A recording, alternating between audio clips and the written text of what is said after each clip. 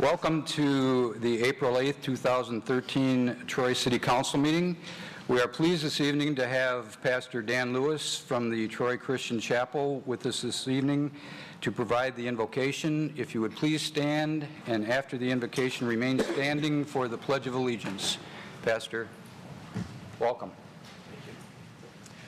Shall we pray? Heavenly Father, thank you tonight for the privilege of prayer. Prayer is a gift. It's certainly not to be taken for granted, and to invoke your name is a solemn responsibility. Unless we are to be hypocritical, it means that we confess our limitations as humans and we acknowledge your sovereignty as the Lord. Too often, Lord, we make plans and then ask you to bless them, but rather we should ask that you would help us to think your thoughts after you. And so, this evening, we ask for your mind. We ask for the mind of Christ. We pray for our council. We pray for our citizens. We pray for our city, and we ask for your blessing upon them. In the name of Christ Jesus our Lord, amen. Amen.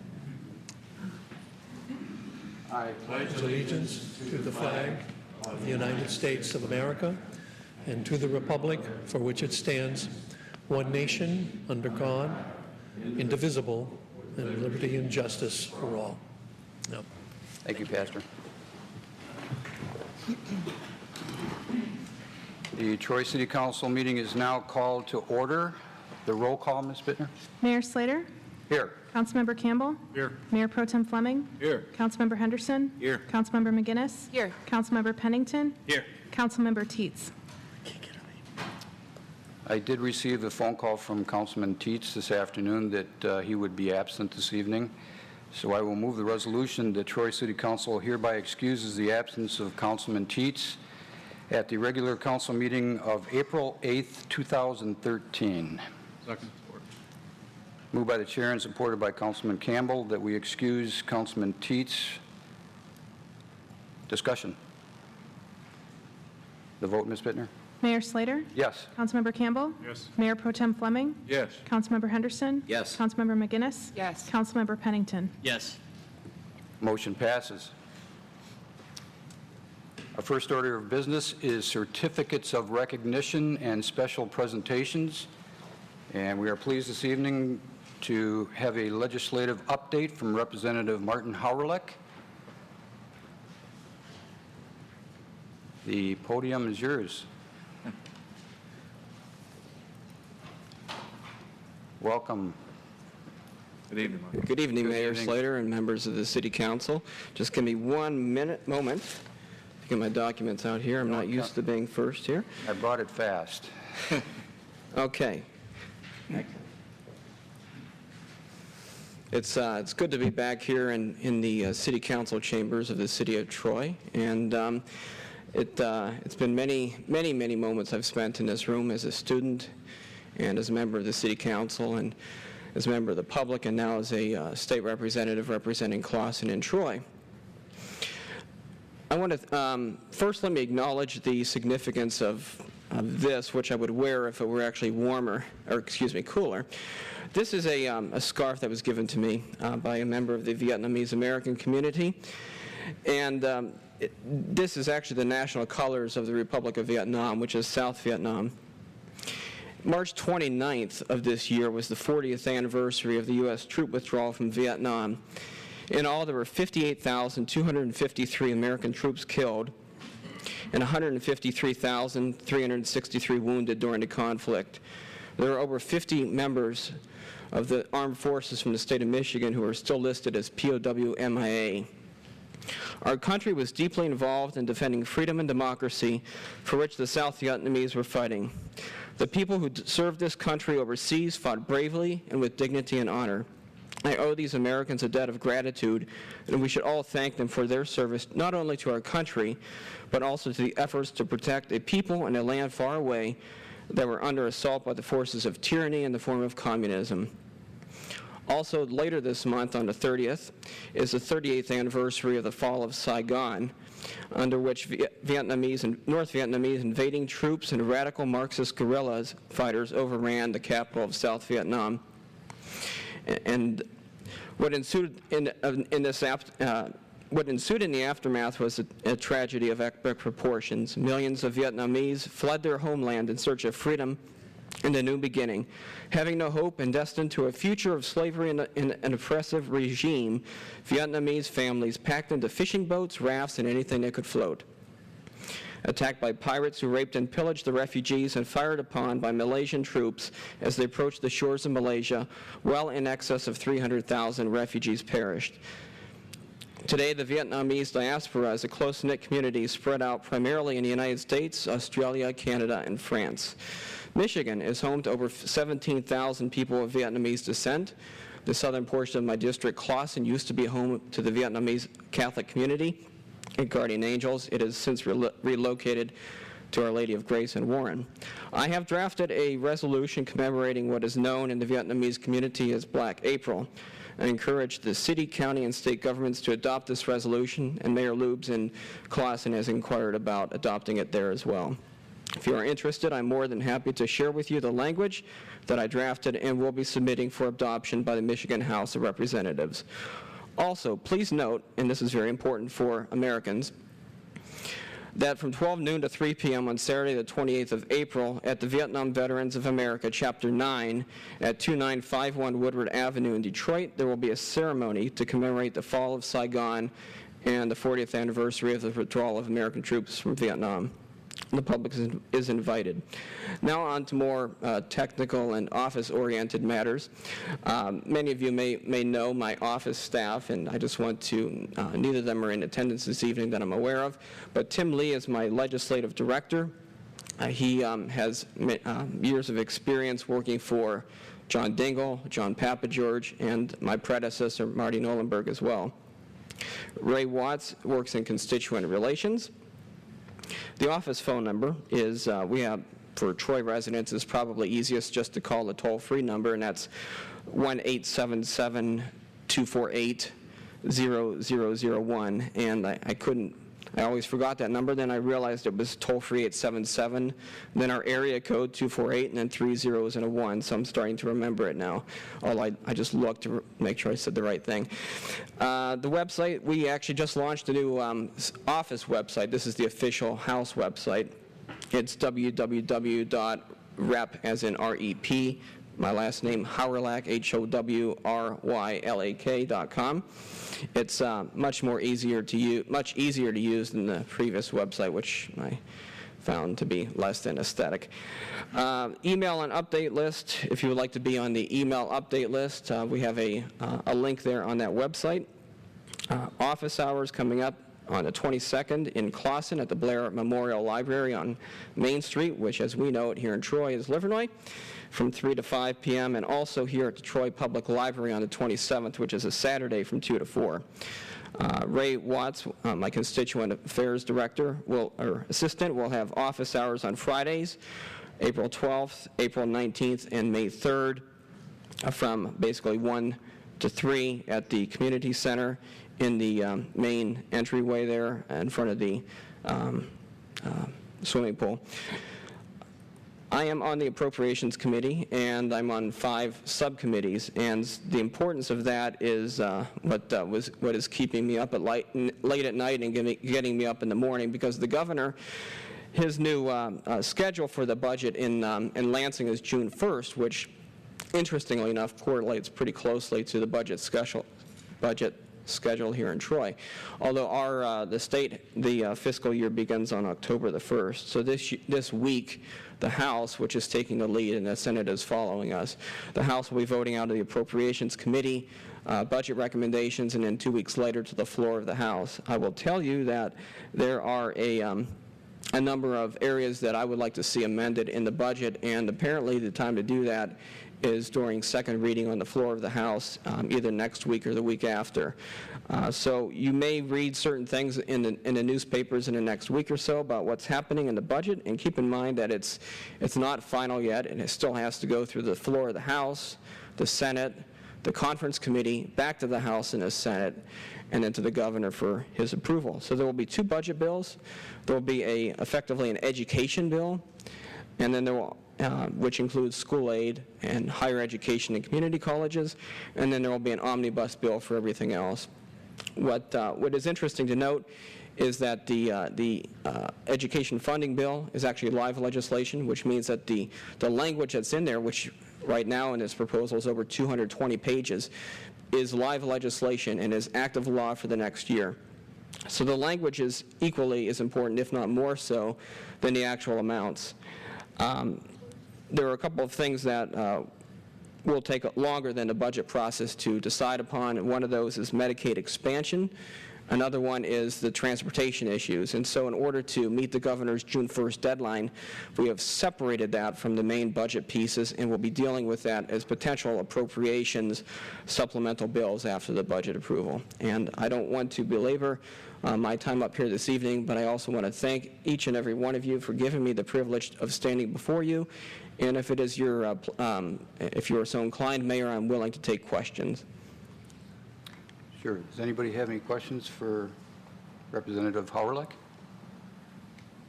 I do just have, I want to thank you for having that session with the Lieutenant Governor to discuss and bring us up to date on the personal property tax issue. I don't know how anybody else felt, but I thought that was very educational for me. It brought to light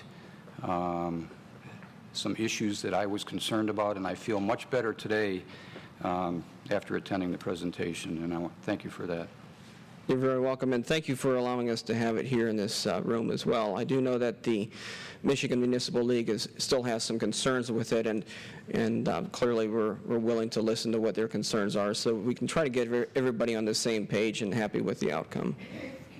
I think that's what I took away from it, is there's an agreement between all sides to get together and try and work something out and make sure that we all feel good about it. So, thanks.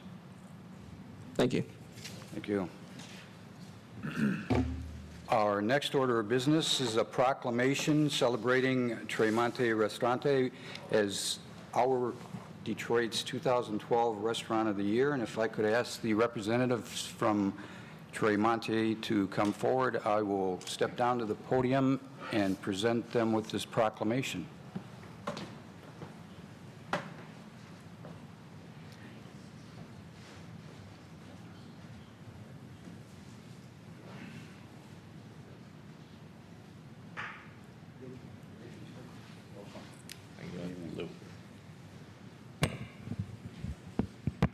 There's some Italian in here, so I'm going to do my best, okay?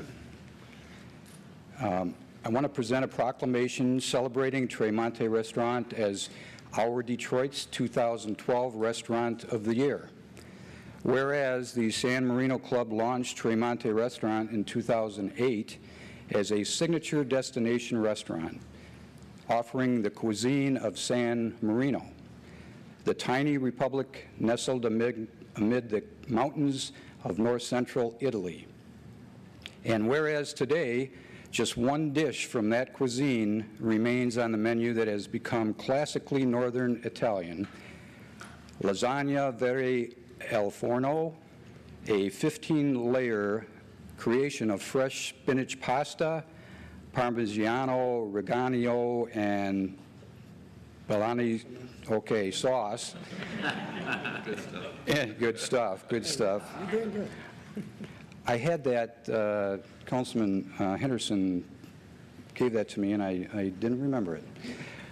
Whereas Tremonte's striking building has the look of European country estate and 2 fireplaces, colorful brocade and sheer panels draped from the ceiling, guests are seated at white linen tables with impeccable settings including English china and served by well-dressed staff in dark business suits.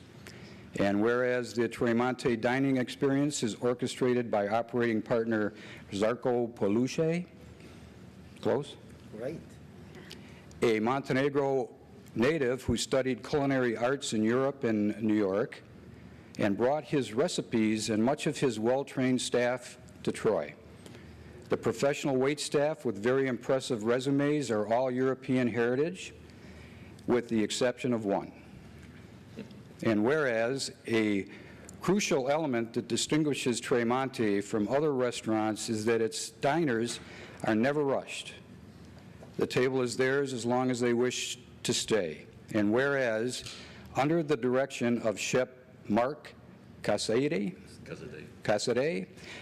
diners experience interesting and unique appetizers, soups, pastas, desserts, and of course, main dishes, completely garnished with different accompaniments, all made from the freshly quality ingredients. And now, therefore, be it resolved that the Mayor and City Council of the City of Troy hereby congratulates Tremonte on being named Our Magazine 2012 Restaurant of the Year and recognizes its impact upon our community as it serves as a steadfast and dedicated business in the City of Troy. And be it further resolved that the Mayor, City Council, and City Management wholeheartedly agree with Our Magazine that with its soothing atmosphere, finely prepared fare, and admirable service, Tremonte is a hideaway that deserves to be discovered. Presented this 8th day of April 2013, it's signed by myself and members of the City Council. Congratulations, and thank you very much.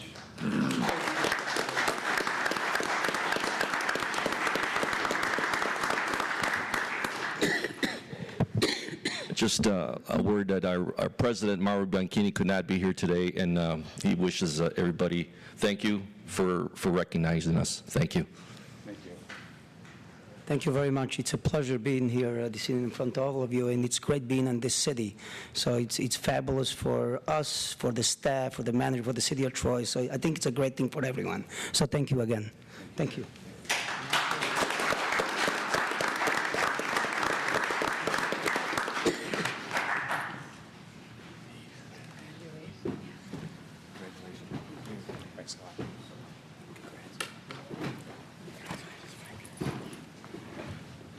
Congratulations. Thank you very much. It was good. Almost. Our next order of business is a presentation on a solar panel field proposal update introduced by Glenn Lapin, the Economic Development Specialist. Welcome, Glenn. Thank you. Good evening, Mayor, City Council. As you recall, the City of Troy was approached by solar field project developers GenPoint Energy and Innovatus regarding a proposal to develop a DTE Energy solar panel field on a City of Troy site. The target site is the city-owned property located on Long Lake Road, just east of I-75. At its March 4th City Council meeting, City Council provided direction for the next steps of the project, including proceeding with negotiating a lease agreement, undertaking due diligence, such as reaching out to neighborhood residents, and to continue exploring and evaluating this project proposal. The parties involved with the project have been continuing to negotiate and evaluate the proposed project as directed by this body. Representatives from GenPoint Energy are here tonight to provide City Council with an update on their proposal. They will discuss the status of the draft agreement, the neighborhood meeting that took place on March 26th, and they will be available to answer any questions that you might have as well. At this point, I'd like to welcome Josh Yeager of GenPoint Energy, who will provide a brief presentation and update on the project.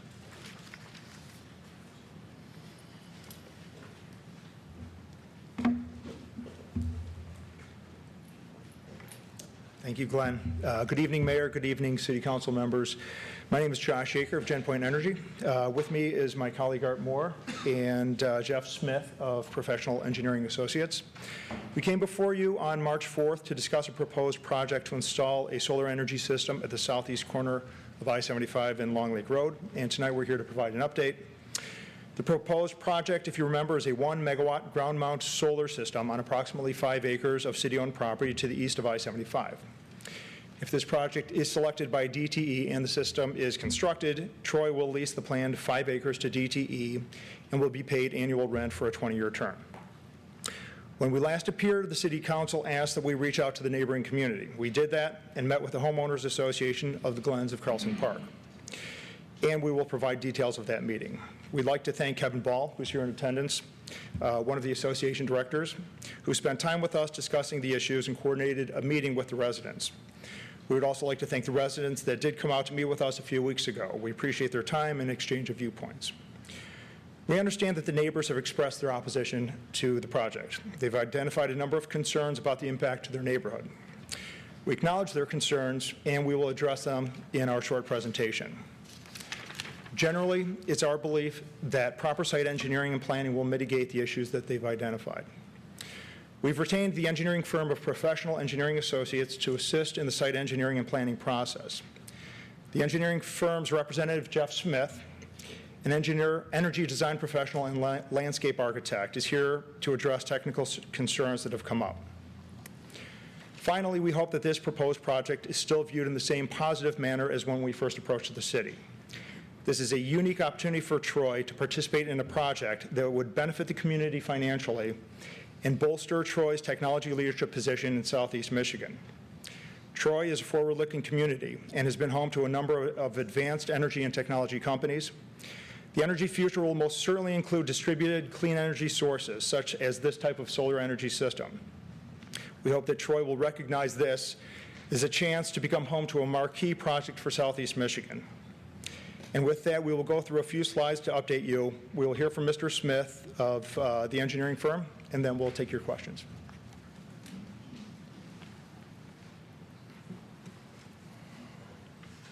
Good evening, City Mayor and City Council. My name is Art Moore. I'm a principal at GenPoint, working alongside Josh Shaker. My role tonight is to take you through a couple slides here in the presentation, if I may.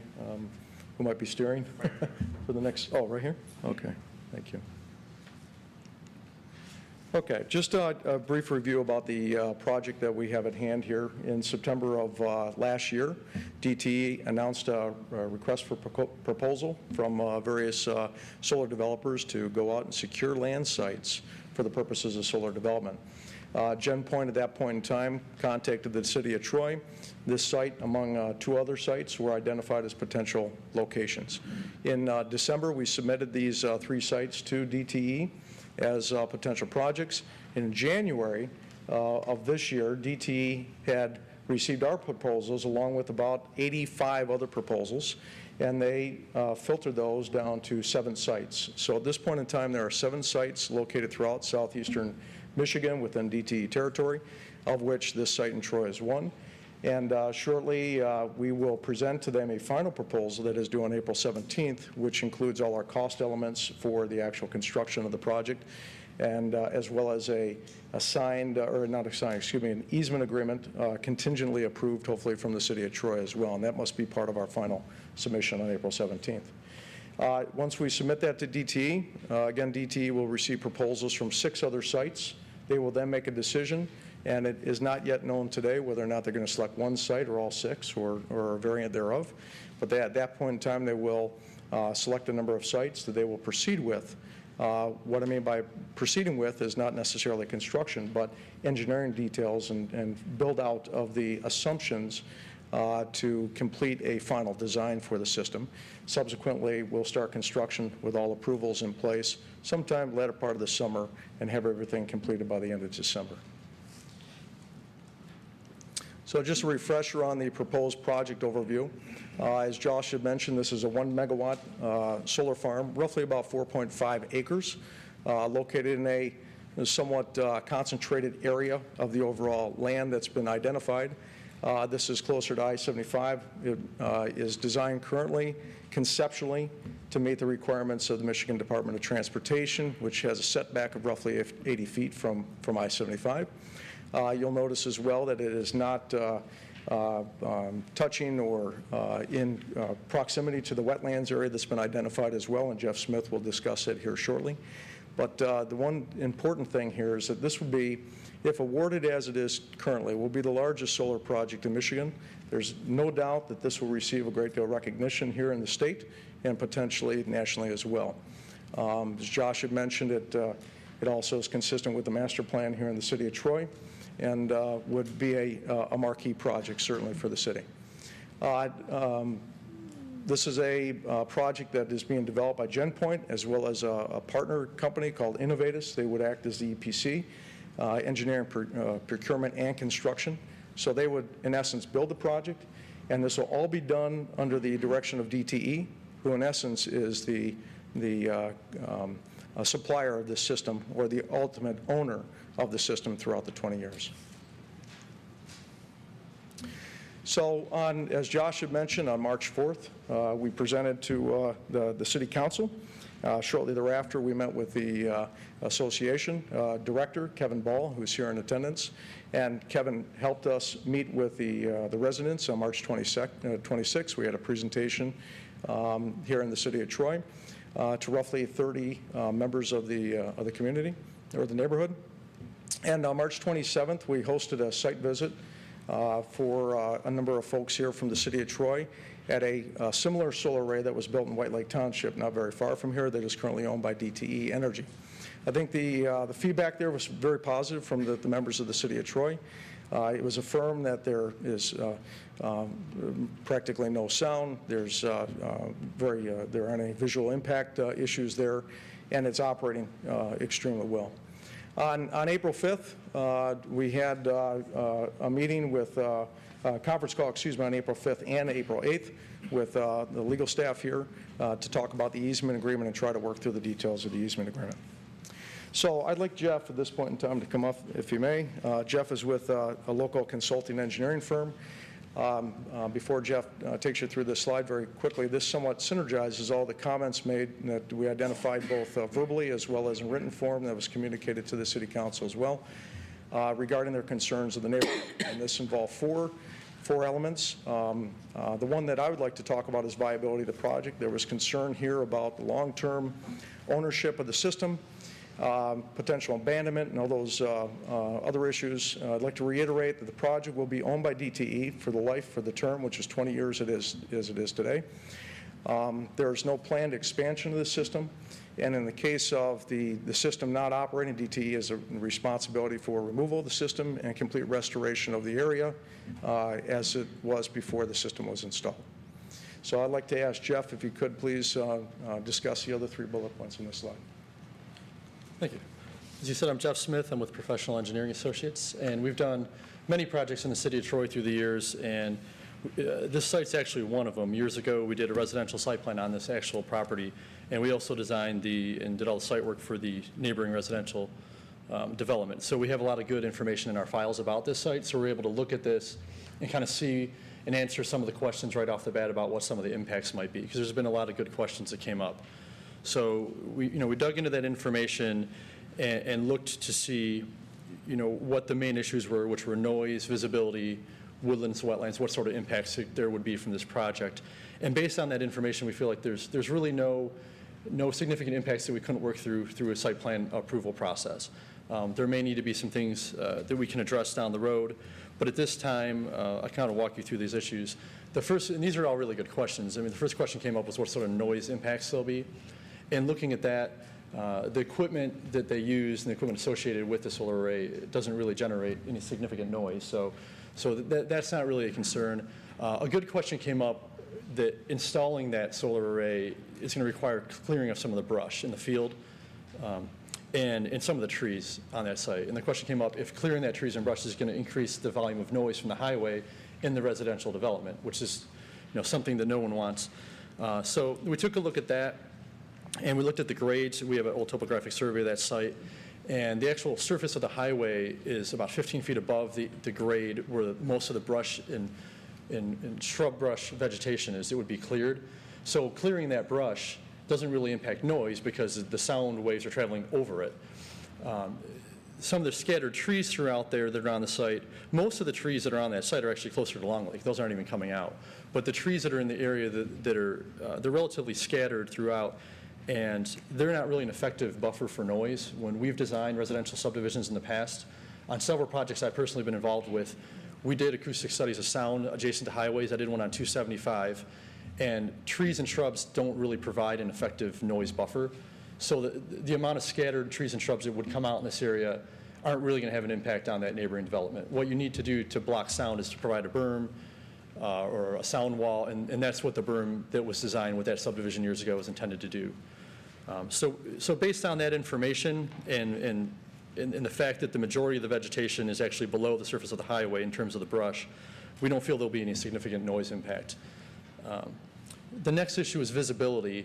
And when you drive through that subdivision, you can see that berm was built to block the view of the highway. The original site plan that PEA did, our company, had residential houses a lot closer to the highway, and they were moved back. A large berm was put in with trees and a fence, and that was to block the view, and it's fairly effective. I mean, driving in and just go through that subdivision, and you can see, you really can't see past the berm. From the first floor of any house in the neighborhood, you should not even know that this project exists. You won't be able to see past the berm. And from the second floor of the house, it's kind of hard to tell at this point in design.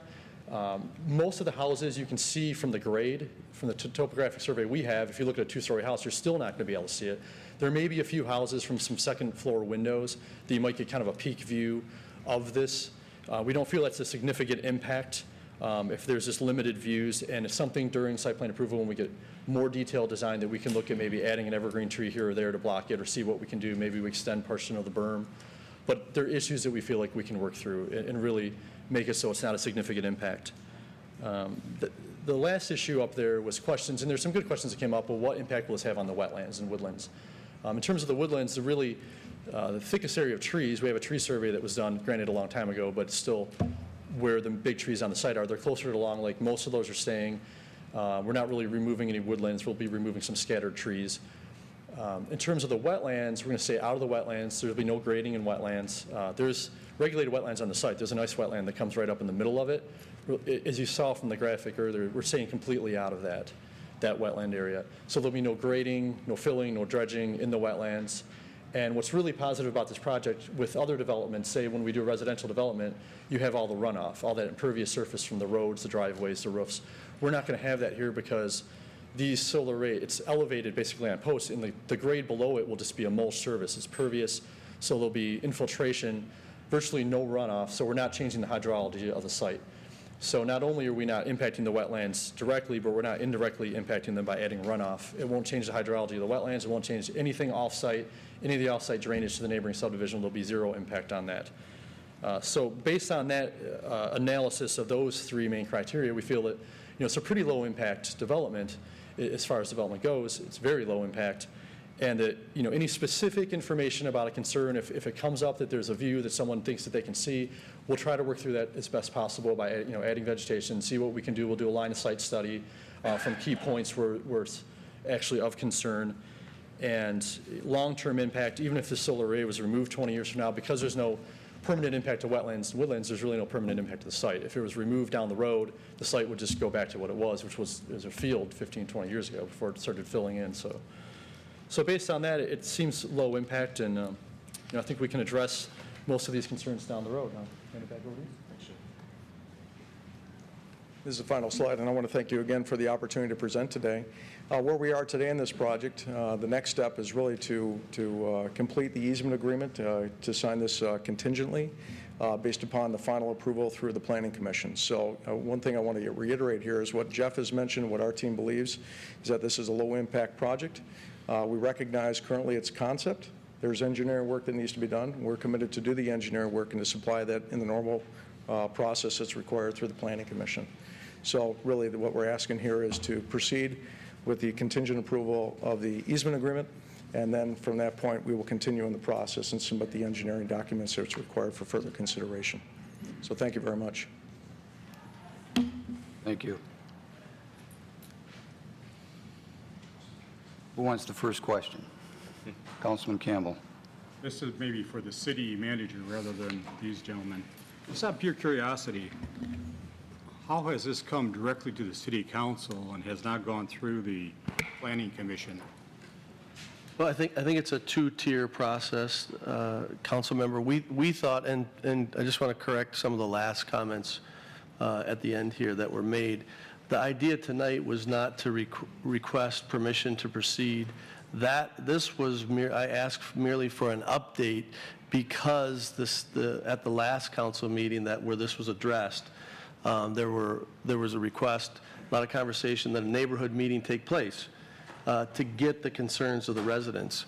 And so that's happened, and a lot of correspondence has gone back and forth, and I wanted everyone to have an opportunity to put this out in the open and get the issues out there, at least bring an update to this date of April 8th, and then a conversation and a potential approval on the next council council meeting.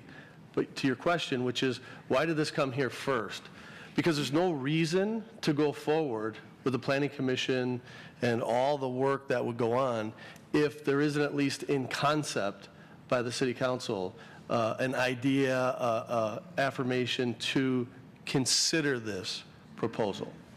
So we thought it better to come to the council, get a feeling for if, in fact, this was something that we wanted to pursue, evaluate, consider, and get more information on, because as they said in their presentation, it's simply a concept, and there's a lot of issues that have been raised in a short amount of time.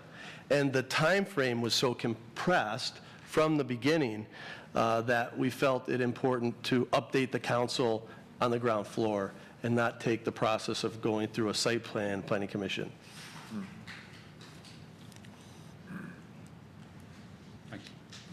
Councilman Henderson.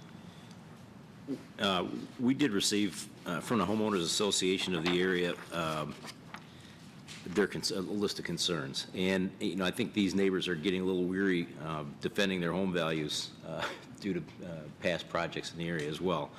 So I have to have some compassion in that regard. We took a trip, I think some city employees took a trip to the development in White Lake Township. And I guess the question I would have for anybody that attended that, was that in or near a neighborhood? And was there a noise factor? Go ahead, Mark. Mayor and members of council, was one of the staff that went and visited the site. And it's in White Lake Township and here in Clinton Metro Authority property, which was, I guess, an old prison, which I wasn't familiar. So there was no real housing development near the location. Now, I did take video on my camera of the noise that it makes, and it was very minimal. I mean, in my opinion, the roar of I-75 will clearly drown out any noise that, the power is being created and stored. Was there another question? That's it. Okay. On that line of thinking. Councilman Pennington.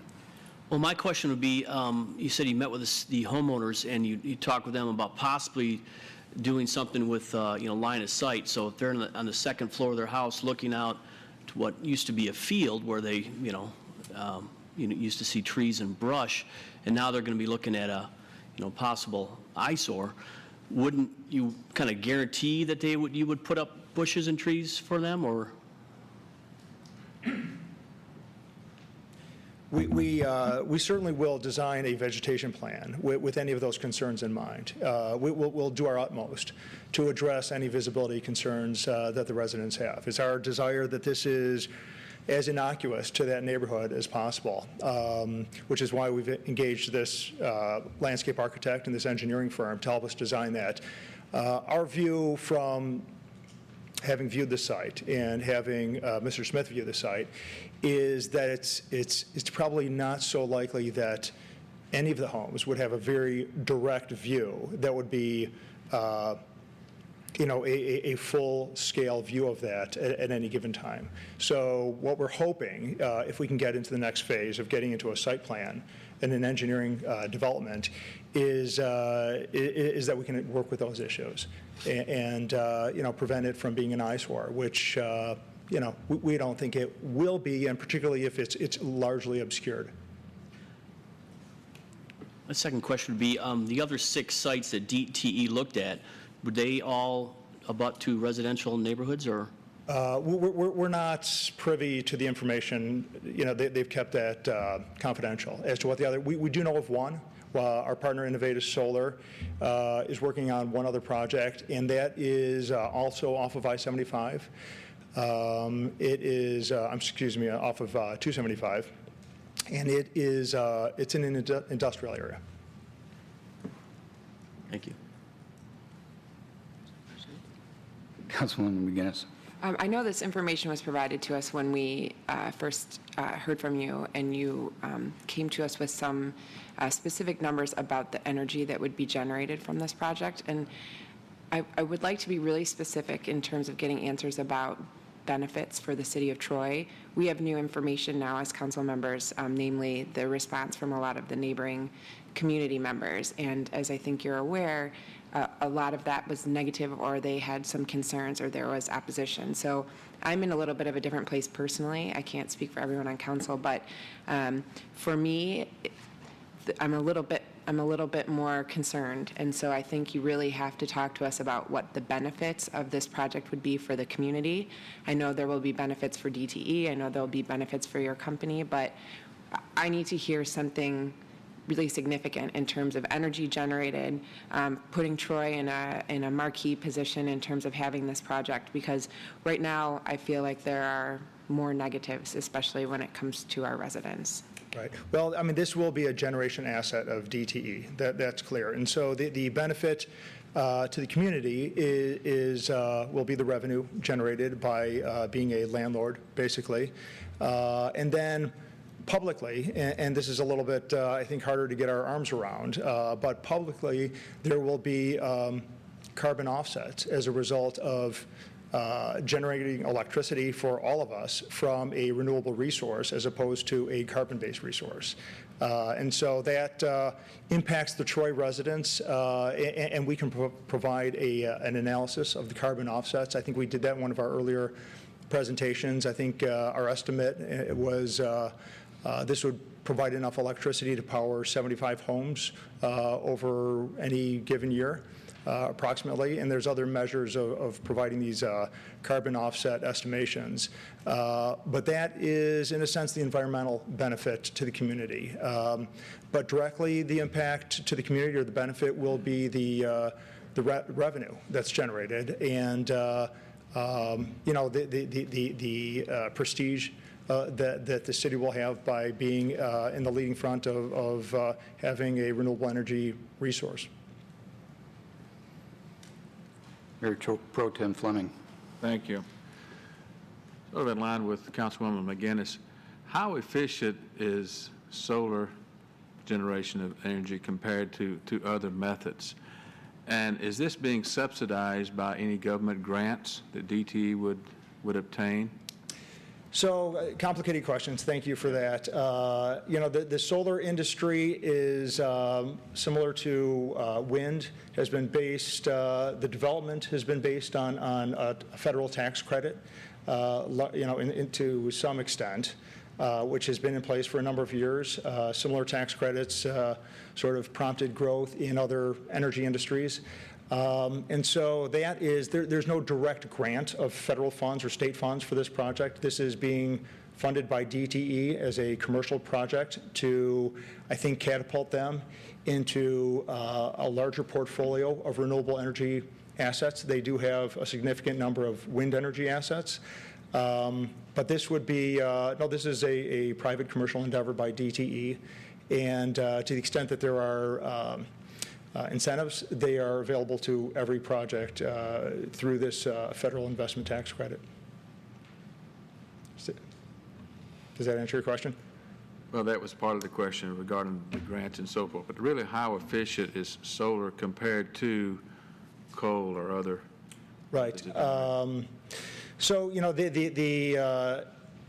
as of now, my understanding is that the efficiency and the cost reductions that have taken place in terms of renewable energy technology is such that the efficiency for some of the utilities to put in place renewable energy assets, such as solar or wind, is very comparable to the cost of putting in new coal-fired assets. And so, you know, it's my view. I don't work for DTE. DTE could answer these questions directly, but they want to make sure that they know what is the best way to do solar, the best way to do wind, and other renewable resources, because those are becoming cost competitive. And that's a measure of the efficiency in terms of the impact on their customers and the electricity users.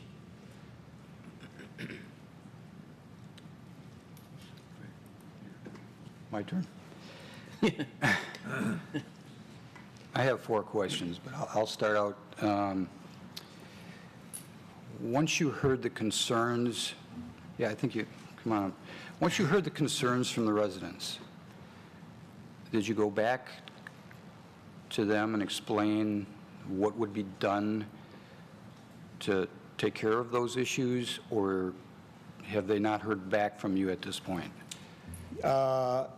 This has happened sort of quickly, in a sense. And so we've been in touch to some extent with their representative, Mr. Ball, who's here in attendance.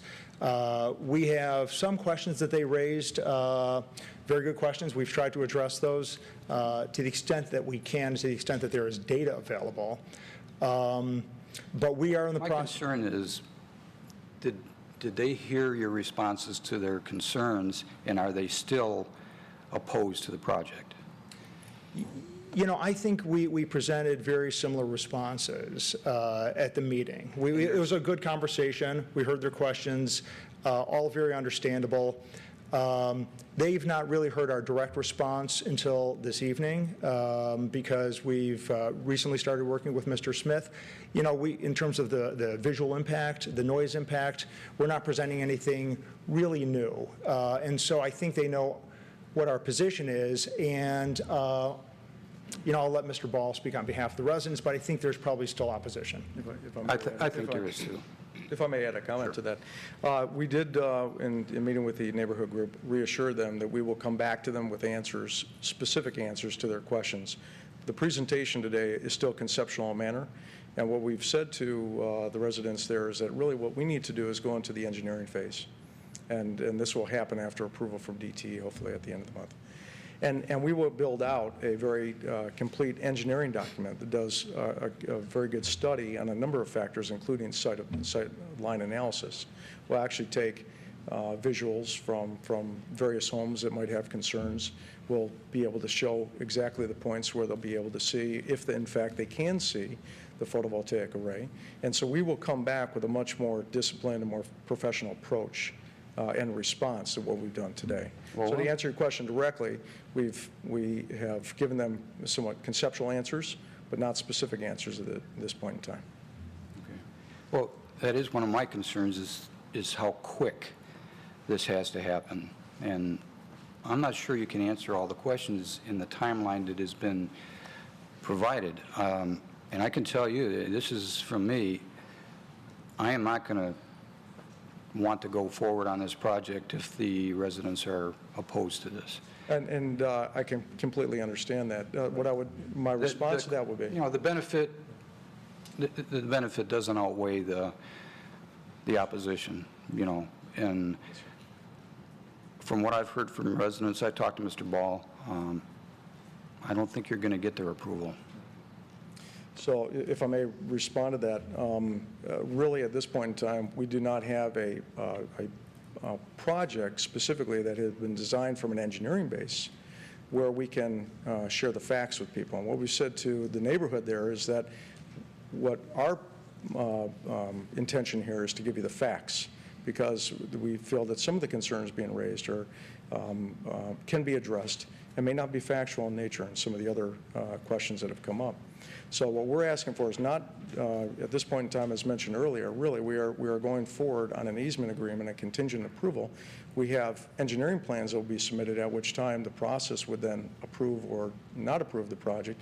We also have approvals through the Michigan Department of Environmental Quality. We also have MDOT approvals.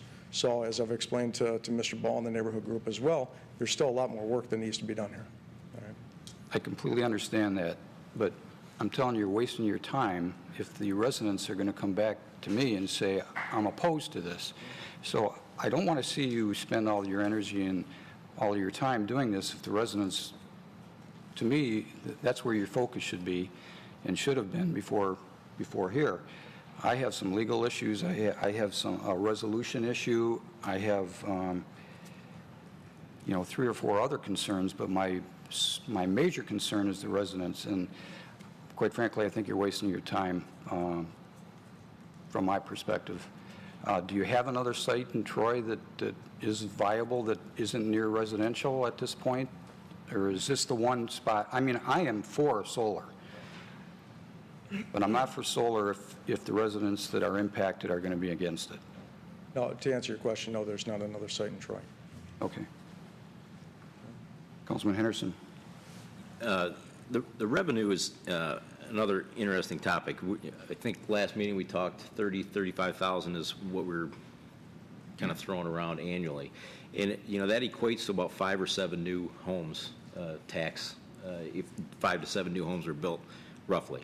The potential impact negatively to the property in the area is, unquantifiable. I don't think we can even determine at this stage of the game, whether it would impact those properties negatively or whether it wouldn't. And I'm not so sure that, the PR of all this is worth the gamble for those local residents. Councilwoman McGinnis. And another concern I had, I'd like you to know where we're coming from too when we, give you our position. So I want to make sure that you know where we're coming from. But another concern that we had, one of the benefits is that this would be a marquee project for the city and be something that would really put Troy on the map in terms of alternative energy. But we've had some conversations, and now we've had staff members that have gone to actually visit a site that sounds like it's a very similar project. And so I'm wondering if the site has been set up somewhere else to provide the background information that you need and the data that you need. I don't know if it's worth it to us to pretty much do the same thing, but put it smack dab in the middle of a residential area where our residents are opposed to it. So I don't know if there's something scientifically that you would enlighten me with that we would possibly learn by having the site here in the area that is chosen versus perhaps the White Lake Township, is that correct?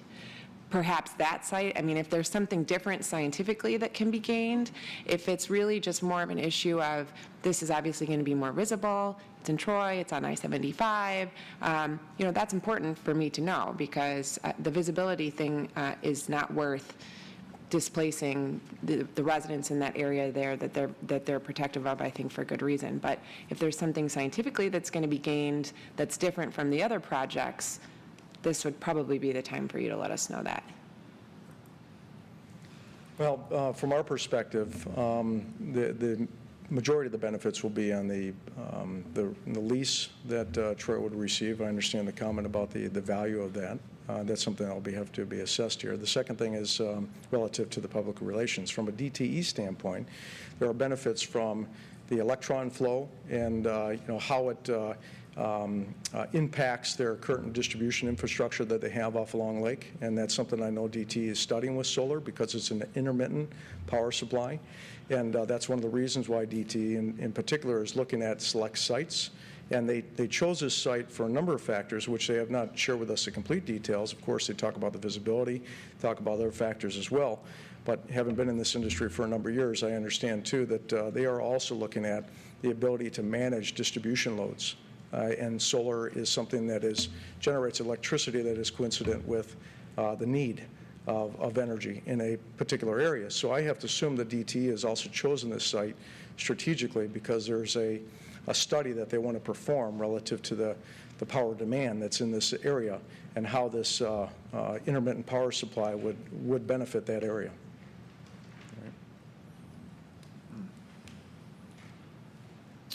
Any other questions? A couple staff questions. The charter was amended to three-year leases, I believe, with some language that was put into the charter. What would be the impact on that, if I could ask? Mayor?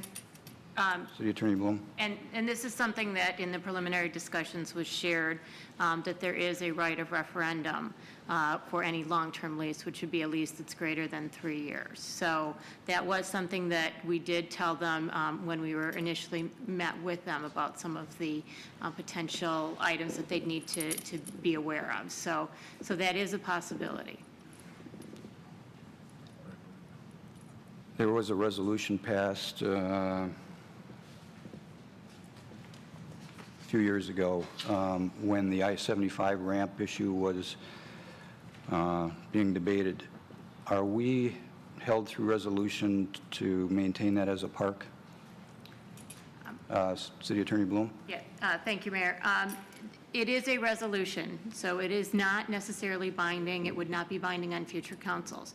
However, if council does decide to go forward with this and does decide to approve the easement, you should do something with that resolution so that it is clear that this is a permitted use on the park property. Okay, thank you. Questions? Just a statement from me. I've talked to one of the residents. I think they're aware of what you were going to say tonight. I don't think anything's really changed. I can only speak for myself, but if there are 3 other members on council, I don't think this is a good site for the solar panels in Troy from my perspective. Too many obstacles that we have to go over in such a short period of time. Mayor Pro Tem Fleming? Yeah, I concur with the mayor here. I appreciate all the work you've done on this thus far, but I think we have to certainly take into consideration our residents come first, our taxpayers, they are our customers. You know, we have to treat them like customers. So I think what you're hearing from a couple of us anyway, and probably more, that this is going to be an uphill battle. We hate to see you put more money into this project and not even sure what's going to happen when it goes to the Planning Commission. But there's a lot of trying to cut your losses at this point, saying that we think this is, in my opinion, this is an uphill battle. Could be difficult to achieve here because if the residents don't agree and approve, you can't satisfy the residents, as the mayor said, and they come back to this council with communication to say our concerns have been alleviated, then I couldn't support it. We appreciate that, and and thank you for your time in front of you on both occasions. And we do appreciate all of the time with the city staff, and they've been really great to work with. This was a site that was proposed to us, and one of 3, and we appreciate all of their hard work to move us in that direction. For better or for worse, this is a site that DTE loves, and they would love to work with the city of Troy at this site. As we've explained tonight and before, we truly do think that this will be very minimal visual and noise and environmental impact. But we do know that there's almost, that there is opposition from the residents, and we listen to them and we take their concerns very seriously. So, if there's some additional consideration towards moving forward, we would love to consider doing this project in Troy, and but we understand what you're saying, and we appreciate your thoughts.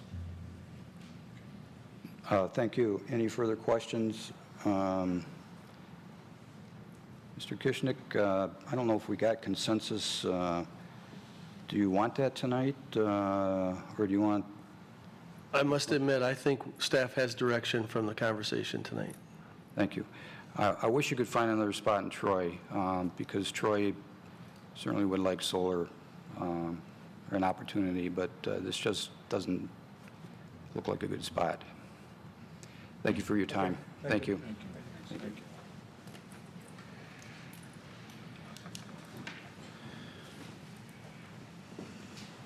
We do have one more recognition issue that I would like to bring forward this evening, and I'm going to turn the microphone over to City Manager Kishnick. We have a new employee on board, and Mr. Kishnick, if you could introduce her, that would be appreciated. Mayor, City Council, thank you very much, and thank you for the opportunity during this meeting.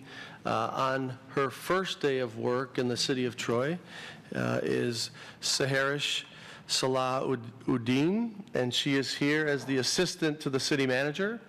And Saharish started or earned her MPA from Eastern Michigan.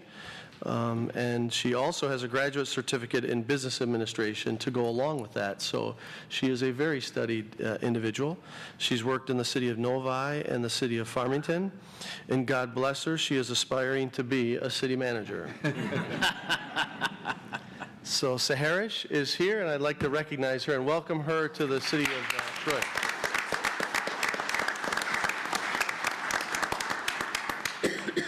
Welcome to the best city in Michigan.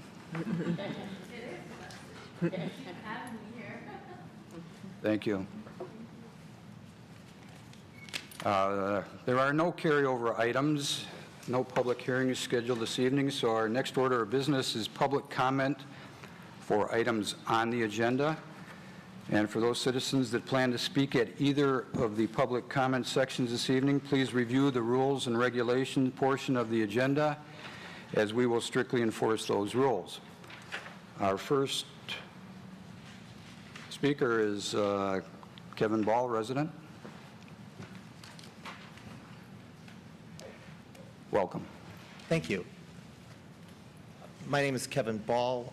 I am here on behalf of the Homeowners Association of the Carlson Park Subdivision, and in light of the extended discussion the council's just had, I'll keep my comments short. First, we appreciate your consideration of the email and other messages sent from the, both from the board and from the members of, or rather our residents, excuse me, and you're addressing those concerns. And I would emphasize that we do remain in opposition, that there was nothing communicated by GenPoint tonight that was different than what was communicated to us at the end of last month. There's simply too many open questions. There's too many open questions that GenPoint isn't in a position, and admittedly isn't in a position to answer right now. We think that there's too great a risk to the quality of life in our subdivision and the value of our homes, and we urge council to reject this proposal when it formally comes before it. I think it was rejected tonight. Thank you. Right. Thank you. Thank you. Our next speaker is Marv Reinhardt, resident, to speak on C3, O1E, O2A. Good evening. I don't want to keep talking about the solar park, but I do not trust DET. They do not maintain the power grid, they repair it. Like the example we just had down at Rochester and M59 when their power pole fell over that stopped the big traffic on M59. And you go all over the city and you see these telephone poles look like bananas. So how can you expect them to run a high-tech solar park when they can't even maintain a telephone pole? That's my problem, and I understand your concern about how this city should look, sir, and I appreciate your opposition to the project. Thank you for Mayor Slater letting me speak. Also, the 011 is the city commission thing, which I was there at the meeting, and I did comment at the end, paragraph 11, cautioning them that we are in a perilous times in this city, and the things they're passing in this city commission might affect the election, because over there at the park, they let a company meddle somebody, use a variant to get in there. Now he's using variant plus variant plus variant to put his business in there. Now that's only 600 votes over in the trailer park, but I was just offering the concern about that. And then the O2A is us doing business with Troy vendors. Now, there's a list of them, but it doesn't say how much percentage of the budget that we actually use them for, whether we use them for emergency purposes or one-time deals or whatever. But that would be nice to know why they're not dealing with us anymore.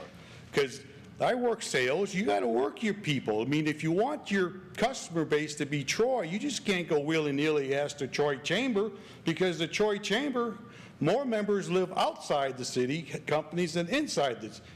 I think it'd be better to go through the yellow pages to find the people that actually work in Troy. And also at that commission meeting, somebody named Damon got pushed around pretty bad. Now, you understand, Millinelli got smeared on the internet. Now, Damon's another old Troy name. Now, I don't know what group in this city is attacking old Troy names, but somebody should look into this, because I thought it was just me, because I'm a nobody in Troy. But when these people, Millinelli, who gave hundreds of hours of charity towards this city, get slammed on some of these blogs on the internet, I just think it's inappropriate. Have a good day. Next speaker is Joe Kadovic, resident, to speak on C3. Yeah, I'm Joe Kadovich. You can pass. Troy. I actually live in the glens of Collerson Park. That's the neighborhood that was going to adjoin the solar panel project. If I'm understanding that, I guess the power of email is very supportive. You've gotten our letters, and that know that we certainly are not in support of that project. And I don't think I need to go on any further as long as we're all in agreement with that, correct? Correct. Okay, thanks.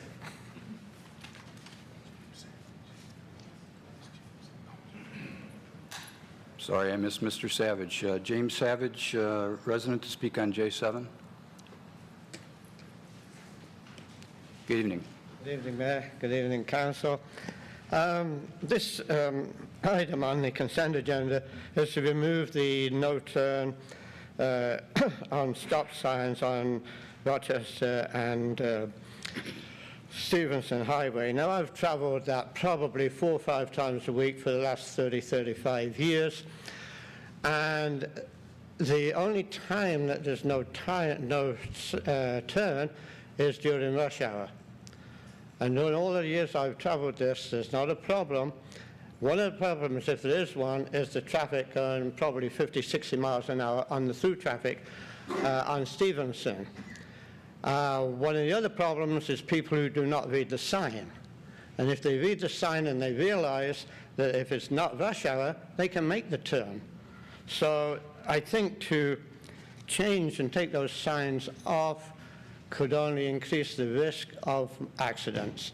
In all the years I've traveled it, I've seen very few accidents. There have been 1 or 2, but in all those years, very few. So I would say probably leave the signs there and hope that people read the sign and realize that if it's not rush hour, they can make the turn. Thank you. Thank you.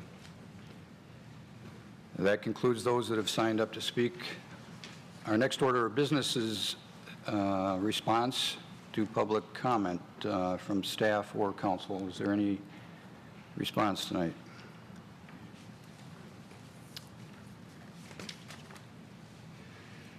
Councilwoman McGinnis. I just wanted to clarify that the resolution regarding that sign at Rochester and Stevenson is that no changes are made, correct? If Mr. Van Dett is here, he, I'm sure, is going to clarify this. Well, there was one to remain the way it is and one to remove. I think one's to remain for sure. They're leaving the one going southbound on Stevenson Highway, Right. and they're taking out the one going northbound. Correct. Correct. Okay, so it's not an either or, it's two that are, The recommendation is to leave the one and take out the other. okay. Any other questions? Our next order of business is regular business. And I-1 is the mayoral appointment. I will move the resolution to appoint Albert Papa to fill the vacancy in the Downtown Development Authority for the term that expires 9/30 of 2013. Support. Moved by the chair and supported by Councilwoman McGinnis that we appoint Albert Papa to the Downtown Development Authority for the term. Does that term expire on 9/30 of 2013? I think it should be Sorry, 4 years. It should be 2017. I will change that to 9/30 of 2000. No, wait, I'm sorry. It's because of Michelle Hodges' resignation. Her term expired in September of 2013. So we'll have to revisit this again when that term expires. Okay, fair enough. We'll leave it at 2013. Moved by the chair and supported by Councilwoman McGinnis. Discussion? The vote, Ms. Bittner? Councilmember Campbell? Yes. Mayor Pro Tem Fleming? Yes. Councilmember Henderson? Yes. Councilmember McGinnis? Yes. Councilmember Pennington? Yes. Mayor Slater? Yes, motion passes. Congratulations to Mr. Papa. I would like to see, if I could, call upon City Attorney Bloom to set up some sort of an orientation meeting for the three new members of the DDA board and bring them up to date, and hope that we could schedule a meeting very soon with the complete DDA board. Certainly we'll do that, and also in conjunction with the manager's office as well. Thank you. Our next order of business is I-2. Be it resolved that the mayor of the city of Troy hereby forwards the following nomination to serve on the Brownfield Redevelopment Authority for the term that expires 4/30 of 2016. I nominate Bruce Weldering. Support. Moved by the chair and supported by Mayor Pro Tem Fleming that we appoint Bruce Welberding to the Brownfield Redevelopment Authority for the term that expires 4/30 of 2016. Discussion. The vote, Ms. Bittner? Mayor Pro Tem Fleming? Yes. Councilmember Henderson? Yes. Councilmember McGinnis? Yes. Councilmember Pennington? Yes. Mayor Slater? Yes. Councilmember Campbell? Yes. Motion passes. I will turn the microphone over to Mayor Pro Tem Fleming for appointments of other positions. I will move Resolution I-2B, resolved that Troy City Council hereby forwards the following nominated persons to serve on the boards and committees as indicated to the next regular city council meeting for action. First, we have the Charter Revision Committee. 2 nominations there. First, Robert Burke for term expiring 4/30/2016. Second, Shirley Canoza for term expiring 4/30/2016. Both of these are requesting reappointment. Also, on the Zoning Board of Appeals, nominate Kenneth Courtney for term expiring 4/13/2016. That's a reappointment. And David Eisenbacher for term expiring 4/30/2016. Now, he's just been appointed as an alternate, so he would have to resign as an alternate, similar to the way we did with Mr. Bloomingdale. We'll go through that process again if this is approved. So those are my 4 appointments tonight, nominations. Mayor?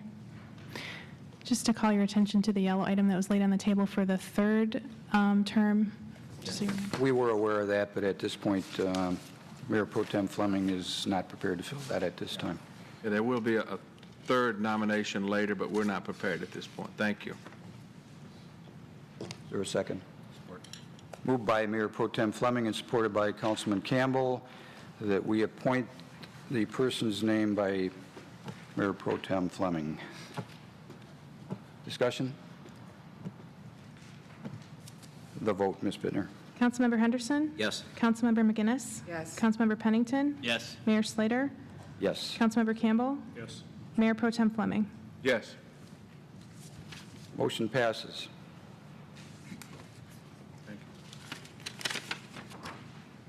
There are no closed session requests this evening. So we move to I-4, approval of construction agreement with the Grand Trunk Western Railroad Company, CN, for the multimodal transit facility with an introduction by Steve Vendette, City Engineer. Good evening. Good evening, Mayor and City Council. Item I-4 is a request to approve a construction agreement with CN for the construction of the crash wall and all other improvements that are located in the CN right-of-way. The need for this agreement arose approximately 2 months ago when CN required the crash wall to be designed and built. The agreement has been reviewed by myself, engineering, legal, and CN, and we present tonight our final construction agreement proposed for your approval. There are 3 other agreements that will come to you later. One is a Amtrak lease agreement, and the other 2 are a license agreement and an easement agreement. The license is for the bridge. The easement is for everything else that's in CN right-of-way. We had hoped to bring these to you tonight so that we could have everything at one time. However, we found in the last 2 weeks with spring breaks and people being away that we just didn't have the time to put the finishing touches on it. I think all 3 of these are very close to being finalized, and as soon as they are, we will bring them to you. It won't be next week, but we believe it will be in May. Thank you. Any questions? Thank you. Oh, I had a question. Councilwoman McGinnis has a question. It might be more for the city attorney, but I noticed something in the memo that was provided, and I appreciate that although those agreements were not on the agenda tonight, that you did provide an update, because there were some things in there that just kind of gave us a bigger picture on what's going on. I'm anxious to get the operating maintenance agreement together. There was something, this is a question for you, then my other question will be for you. There was something in there that stated there's been some back and forth in terms of trying to figure out what Amtrak's role will be in providing for operation and maintenance costs or management costs, and that's gone back and forth. And right now, based on the memo, it said that we were waiting for MDOT to come to the table to discuss that as a result of Well, I did have a conference call with MDOT, I believe it was Friday, and we talked about O&M. Up till now, our talks have been primarily with Amtrak, and that's really what I was directing that statement to, going back and forth. We've done a lot of back and forth with Amtrak. We seem to get to the 1 yard line, and then we're thrown back to the 50. And now we have MDOT entering onto this rather late, but they want to look at the lease agreement a little closer themselves. So this is a relatively new development, and I don't think it's going to add a tremendous amount of time, because I think we're very close with Amtrak, but MDOT wants to get fully up to speed on what is in the agreement and what it all means. And through our conference call that we had on Friday, I think we made a lot of progress towards that goal. So there is MDOT that we have to talk to now, but it shouldn't drag this out much past May. I mean, I don't believe it will go past May. I think we will have that agreement next month. But if I could ask a follow-up, but based on your conversations, you felt like this was more an issue of bringing everyone up to speed? Yes. Okay, rather than changing something big that we would anticipate that could be changed, it's really more so making sure everyone's on the same page? Well, in my opinion, it's big. I'm sorry. Please don't say that. No, it's not. The things that are left are not big with the Amtrak agreement. I'm not quite sure it's going to be 100%, but it's going to be very close to it. Okay. And then my other follow-up question for Lori, sorry to monopolize, but there was also kind of a cliffhanger in there about Amtrak having some outstanding legal questions that they want to resolve. That leaves me a little bit uneasy. So I don't know if you have any additional information or if we're just waiting for everybody to get up to speed type thing on this also. At this point, what we're doing is we're waiting for Amtrak to see what changes they are proposing. They have reviewed a couple of drafts already. So again, we don't anticipate that they are significant changes. We think that it's more like formatting and just minor tweaks here or there. However, it's in the hands of Amtrak, and we have worked as expeditiously as possible, but unfortunately, we don't have a whole lot of leverage to get them to turn it around quickly. Okay. Mayor Pro Tem Fleming. Yeah. Thank you, Mr. Vendette. Just one question. How confident is staff that we've identified all the costs? There are not going to be any additional costs that weren't anticipated in this project, like the crash wall that we've just approved? Is there anything out there that we should be concerned about, or are we confident that we've got that behind us? We've got a cap. Well, I feel confident. I'm the one that did the estimate on it. I included everything that I possibly could. I mean, there's can always be a surprise, and we'll wait and see. But I feel pretty confident that I've got everything covered. Sure. I'm confident that you do have everything covered on the crash wall. Probably a little contingencies in there, and I'm confident with that. But I'm concerned about anything else. Is there anything else in this project? Oh, anything else that we should be concerned about beyond the crash wall? I think we've got plenty of money in there for that. Well, the only, really, I don't see anything to be concerned about construction-wise. We just have the platform to go. We've already done the foundation, and I'll be talking about that later, the foundation for the crash wall and for the tower. We didn't run into any bad soils, and that's usually what can drive the cost up. So based on that, it should be pretty good for the platform, but you never know until you get there. Mark? Oh, I'm sorry. Mr. Miller, did you have something? Mayor, I just would like to commend Steve at this point, because at this point, no other contingencies have been used on the project.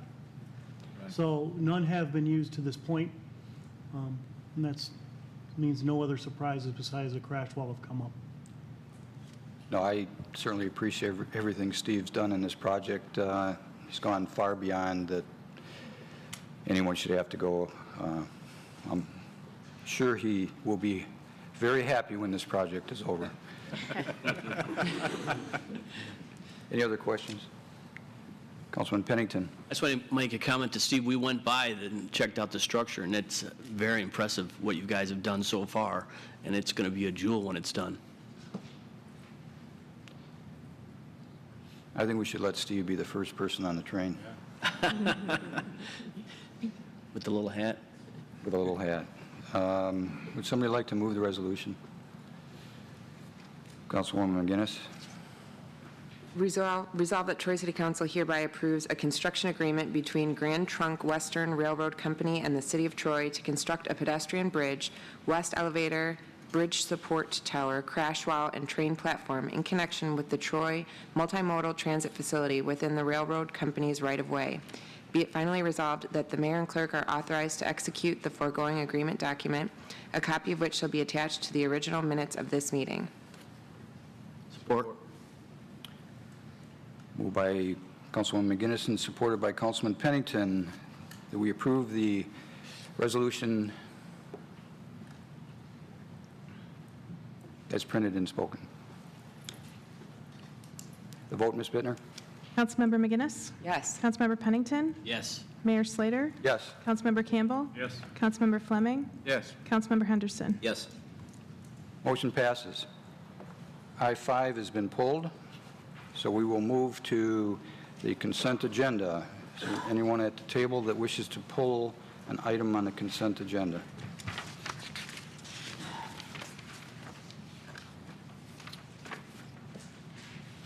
Somebody like to move the resolution? Mayor Pro Tem Fleming. Resolved that Troy City Council hereby approves all items on the consent agenda as presented. Support. Moved by Mayor Pro Tem Fleming and supported by Councilwoman McGinnis that we approve the consent agenda as printed. Discussion? The vote, Ms. Bittner? Councilmember Pennington? Yes. Mayor Slater? Yes. Councilmember Campbell? Yes. Mayor Pro Tem Fleming? Yes. Councilmember Henderson? Yes. Councilmember McGinnis? Yes. Motion passes. If you were here on a consent agenda item, they have all passed. Our next order of business is memorandums and future council agenda items. There is an announcement for a public hearing, zoning ordinance text amendment. Anybody wish to discuss that this evening? No. Our next item of business is public comment for items not on the agenda. Our first speaker is Ron Butterbaugh, resident of Troy.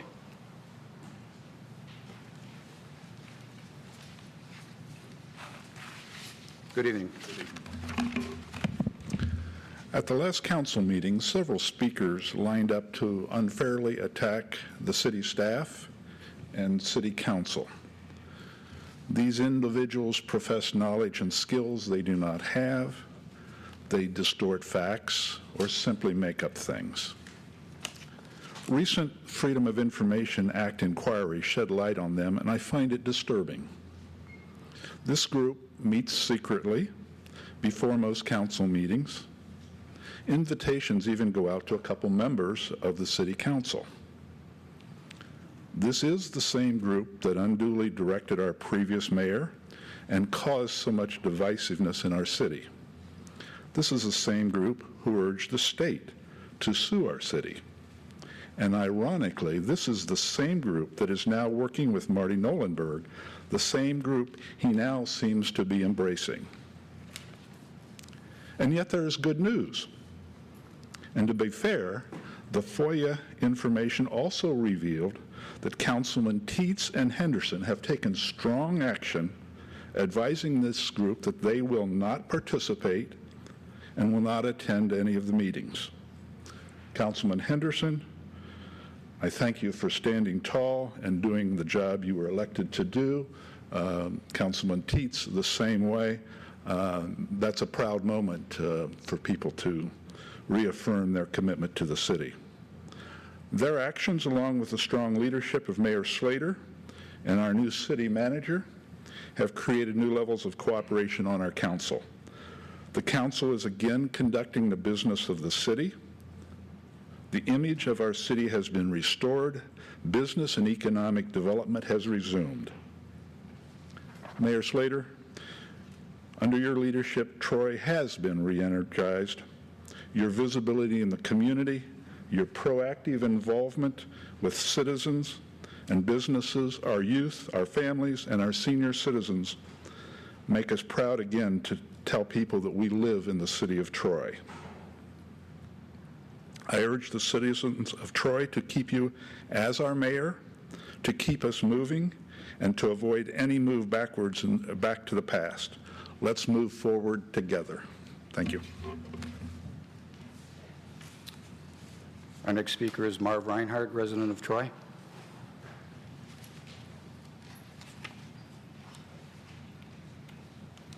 Good evening. Thank you, Mayor Slater, let me talk. And that's one of the reasons I have a packet. So I'm not talking out my butt like that guy back there thinks this group does lots of time. The first page is Champion Homes. That's one of our pyramid builders in the city. Cut out of the transit center completely. Don't know why, because the transit center parts of it could blow up and could be easily reattached. But no, this city wants to build a solid building. The second page is just a newsletter I received to show you that Troy, Michigan is noted throughout the world for good things. The third page is grants, where Councilman Wade was talking about grants. Well, there's your grants, Councilman Wade. You can check on it more than you want. The third page is a personal statement I made, and I stand by. On the fourth page is the entertainment book guy that closed at the chamber. I think it's mostly because of Obamacare. It's coming back. It's going to have a lot less people, but probably closed mainly because of Obamacare. It's a Troy resident. The second page is the people who owned it. And notice they moved out of the city. They didn't help out the city at all. They made the city inside the city and spent it elsewhere.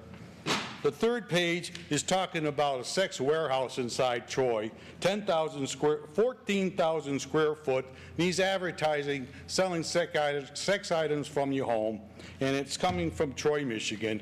And that's probably goes right with the fact that Troy, Michigan wants to be the beer capital of the state, which is also in articles inside the Troy Times.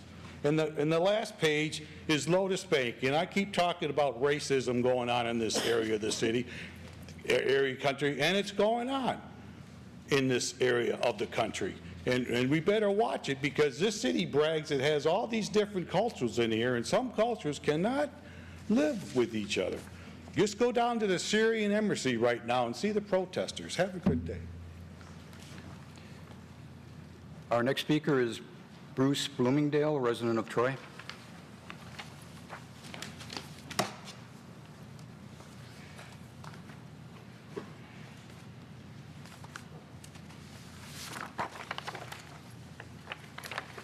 Good evening. Good evening, Mayor, Council. I've come to the meeting tonight to express some concern, a deep concern, about the way our public employees are being addressed in these city council meetings. I find it objectionable that people are criticized, allegations made against them, statements made from this place right here, very little fact that I can determine. And they're in a position where they don't have the opportunity to defend themselves. I think we forget that we have an obligation to each other, which goes sort of like this. You love your neighbors, you love yourself. treat other people the way you'd like to be treated. Now, that's what my parents taught me, and I see people up there my age, up here, my age, my size, making these kind of statements, and I don't understand it. So my recommendation is this. I think that if I have a complaint regarding a city employee, he has a boss. In fact, he has a chain of command. And I'd like to strongly recommend that either the council or the mayor or the city manager be the point of contact when a citizen has a complaint regarding a city employee. Let them look at what's being presented to them in writing. Let that individual or that committee, however you're going to do it, I hope you do it, evaluate the legitimacy of what's being said, and then make a decision based on that. I can't imagine any city council member sitting here, regardless of what their political persuasion or their viewpoint is, take the politics out of it. I can't imagine you enjoying or spending the time listening to that, including me up here commenting on it. I really hope that you will take action on that. I think the city is put in a liability position when that happens. I'm surprised that somebody hasn't taken action on that so far. Thank you for your time. Our next speaker is Richard Peters, resident of Troy.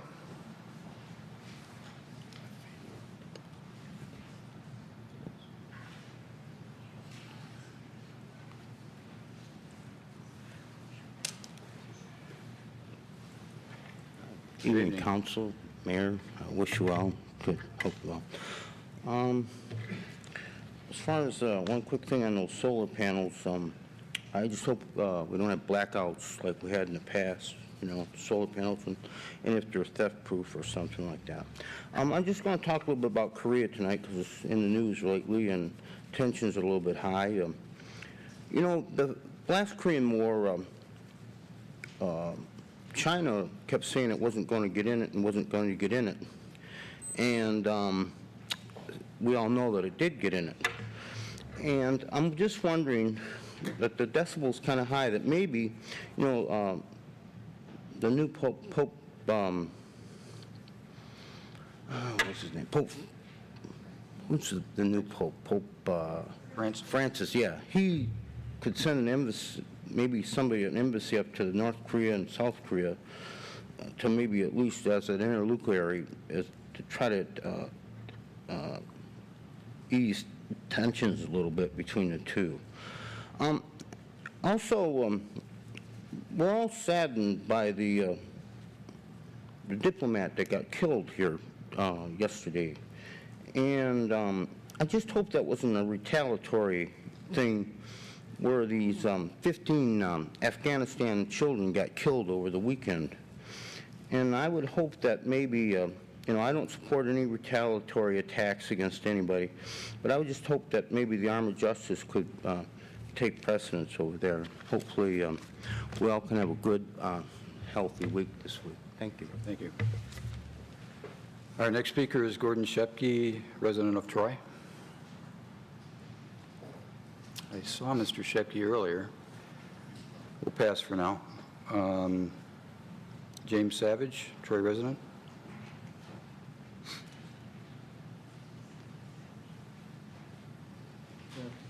Good evening again. Hi, Council. I want to talk about the procedure that we have, rules of procedure. One of the first council meetings that I attended was the Delphi abatement issue. And there were so many speakers, and it lasted for many hours. Everybody wanted to speak. Other contentious issues that attracted many speakers were the convention center, the stadium, the library, etc. Many of those meetings went on till way after 1 o'clock in the morning, unless there was something extenuating circumstances. Everyone was allowed 5 minutes. I have attended many meetings in my time, chaired by Mayor Stein, Pryor, Schilling, and Mayor Daniels. Through all those difficult times, the meetings were conducted with dignity and decorum. In my years attending meetings, I have never witnessed speakers continually being cut off in mid-sentence. Council meetings are a public forum, not a code of law. When this council met to change the rules of procedure, most of the time was taken up trying to obstruct Mayor Daniels. And if you take a look at the videotape of that meeting in the back room, you will see that what happened there. The present rules restrict public comment and do nothing to take care of the business in an expedient manner. To require comment on an agenda item that has not yet been presented to the council is rather ridiculous. I suggest that this council review the meetings chaired by Mayor Stein and the rules of procedure at that time. Those rules worked for a long time until Councilwoman Mary Kerwin changed it so everybody could speak at the beginning of the meeting. Well, it backfired because no business was done until like midnight because of this. So I would suggest that you go back to put some just common sense rules in. Certainly, the agenda items should be taken care of first, but it was always the agenda item was presented by the presenter, management would have comment on it, then it would be open to the public, and if it was an item that's something on my street or in my neighborhood that I have some input on, then I would want to speak on that. And that worked very well for so many years, and I hope you can go back to something like that. Thank you. Thank you. Our next speaker is Linda Kaima, resident of Troy.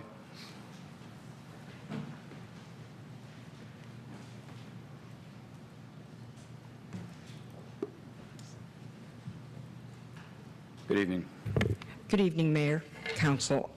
I want to applaud Council and their attempts to work in a cohesive manner to do what's right for our fine city. And Mr.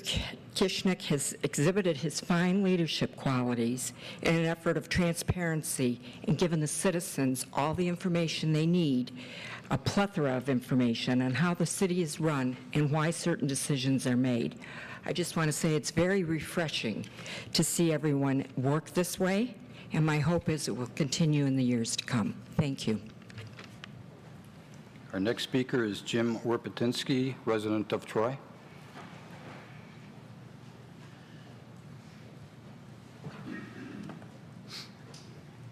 Good evening, Mayor, Council, Good city evening. staff, Troy residents. Originally, I intended to talk about the dog park, but being multifaceted, instead, I'll talk about how wonderful you're all performing. Could you just move the mic up, please? I couldn't be more pleased with this council and this city staff. I've been watching this thing for 9 years, and every council we've had, I would call dysfunctional. Some real dysfunctional, some just a little bit. I finally got one here that's functional. I love you all. Now, we have an election coming up in May and another one in November. Hopefully, the only changes we have is the one we have to have, and that's that Councilman Fleming is term limited, so we'll get a new person. Aren't you term limited? Oh, I'm sorry. Then I change. I hope everything stays the same. Can't believe it. I made a mistake. We'll write that down. I'll do penance for it, though. Anyway, some of the residents or the previous speakers that talked about some of the people coming up here and criticizing the employees, and I have a couple requests. One is I'd like to ask the residents that whenever the city people do something good for them, which is all the time, sit down and write a letter and send it there, give them some accolades. The other thing I'd like is for Mr. Kishnick, he probably does it anyway, but to make sure the employees know that there's 80-some thousand residents here, and with the exception of a small vocal group, we all think the city's doing a great job. And And, you know, some of the specifics, like Aileen and Cheryl, my dearly departed and I, we worked the elections for years, so we actually worked for those folks. So we know what they do. We know how good they are. Some of the times when people have criticized our attorney, they mention Hooters, which just drives me out of my mind because I was here when that whole thing happened. And Ms. Looms sat there and told counsel, she says, look, you make your own decision, but I want to tell you, if you try to keep them out, that position is indefensible. Counsel ignored her. And yet these people come up here and try to lay that on here. Now, why would anybody believe anything they say if they're that much fabricators of the truth? Cindy Stewart, I got to mention her. I was just thinking about her today. The cheerleader of Troy. You think about her enthusiasm, energy, effervescence and stuff, and then you get to an I word, irreplaceable. You know, ambassador for the city. Tim Richnick's people, I just love them. The snow plowing, the trash pickup, there's people, they trim the trees in front of my house. Wonderful. I can't say anything about the personnel in some of those because I don't have anything to do with them. Thank you very much. Thank you. Thank you. Next speaker is Dan Brake, resident of Troy. I saw him here earlier. We'll pass on that for now. Tom Krent, resident of Troy.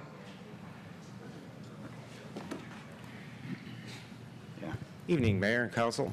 Almost going to sound redundant here. Everybody's praising Council, but you know, that's what I came to do. I've been a resident here for 34 years. I've witnessed a lot of councils and a lot of people coming up to this podium. I want to thank each and every one of you for the very positive tone and direction you've given our city. It's really lifted a pall off of the city, and I really congratulate you for doing it and cooperating with each other so well. Unfortunately, some people, and they haven't shown themselves tonight, but some people have come to this podium and just haven't got the memo that we're on our way up. We're looking for a positive direction, and yet they spew some venomous stuff, and there's really no place for that here, and we know that. People that have worked hard for the city, volunteer-wise, or our city staff, and I just wanted to thank you for doing that job. I think it's time to invest in our city, invest in ourselves, being the city itself. Recently, I was on a trip to Dubai and Abu Dhabi, sponsored by the Troy Chamber of Commerce, and I saw firsthand what a city can do when they invest in themselves. They have attracted so many people from all around the world, and we are, in a way, a small version of that. We've got an incredible diverse population here. We've attracted people from all over the world. I just want us to continue on that path, and thank you again.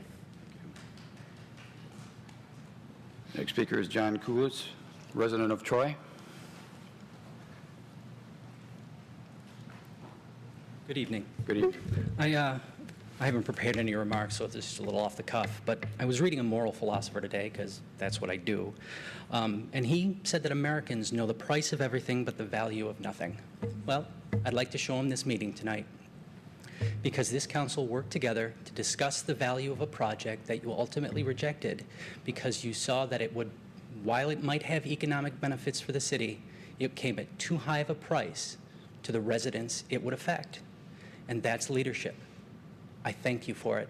And I think if we retain this council under the leadership of Dane Slater, we can look forward to that for the next several years. Thank you very much. And our last speaker is Ellen Huterick, a resident of Troy.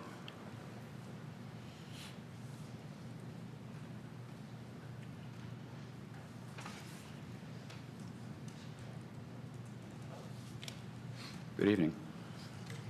Good evening, Mayor and Council. I want to just echo the comments that were made tonight. I am just thrilled. I've seen this council and staff go through some very tough times. And the study sessions that the city manager brought to you all and you all agreed to participate in, where you leveled up your understanding, I think you're all on the same page, understanding city staff. Some of you have been here for a while. Some of you are new. I know going into the budget study sessions and budget approval in May, You're all grounded. You're all on the same page, including our new city manager. I want to applaud the city staff and the staff heads for the work they did to present to you with candor what their strengths are, what their opportunities are, and where they're challenged. I encourage residents to continue to work to try to set the partisanship aside. It is percolating there out in the Troy universe, but we've got to work through it, recognize where the issues are, where the dynamics that create the divisiveness come from, push that aside and keep working together. And I think we can do that. I know we can. I also want to applaud Councilman Henderson, the FOIA that we just recently did. I saw you really stand up for what was right for the city, and you did it well. It was well articulated, and I applaud you for it. And I've heard many people say that. Appreciate it. The FOIA does show that the attacks on our city attorney are completely unwarranted. And with your city rules on comments here, I think when people come to the microphone to do that, they should be stopped. If you'd like to see what we uncovered and what we see, you know, I'd be happy to share that with you, but it is completely unwarranted, and I hope it will stop. I congratulate you all. I wish you the best. Please call upon all residents, all of us, for input and help, and we're here for you. Go Blue. Thank you. Yes, I'm sure there's many of us that want to watch a basketball game tonight. Somebody's got it. I went to Michigan State. I graduated from Michigan State, but go Blue. Yeah. Our next order of business is council referrals. There are none this evening, so we will move to council comments. And who would like to go first? Councilwoman McGinnis, did you want to? Oh, I just had something, I was going to bring it up at the Transit Center. So Oh, okay, I'm sorry. I felt like it. Anybody else? Our next order of business is reports. There were several reports provided this evening in the packet. Is there any discussion on any of those items?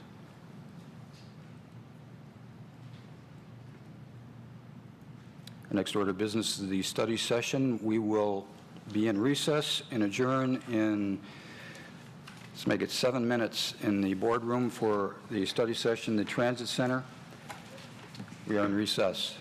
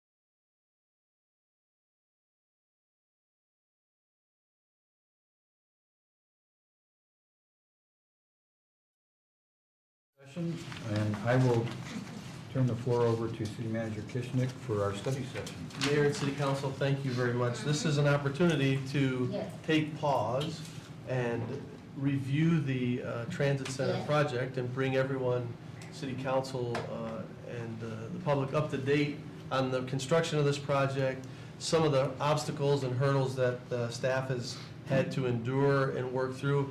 I know you see this on somewhat of a more regular basis with agenda approvals during other meetings, but I thought this was an opportunity to put it all together in April and then go from there. So with that, Mr. Miller and the host of staff, including Chamber of Commerce representatives, will be part of this presentation for tonight.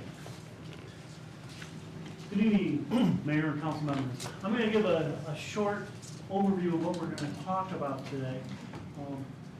First of all, I'll talk a little bit about route improvements while City Engineer Steve Vendette will talk about construction status and project administration, and then Lori Bloom will talk a little bit about legal aspects. Brian, City Manager, will talk a little bit about what's going on in the City of Birmingham, and then Glenn Lapin, Economic Development Specialist, will come up and talk a little bit about the partnerships with the Troy Chamber, and then introduce John Tagle, who will talk a little bit about that also.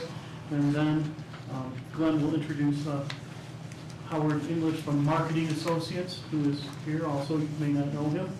And then we'll be turned over to myself and Brian to finish up about what the next steps are. We've noticed there's been a lot of question, concerns, uncertainty, what this really means at high-speed rail and where does this train go. Basically, the Wolverine line starts in Pontiac and goes to Chicago. So it goes from Pontiac, Troy, Birmingham, Royal Oak to New Center, and then swings and basically follows I-94 up.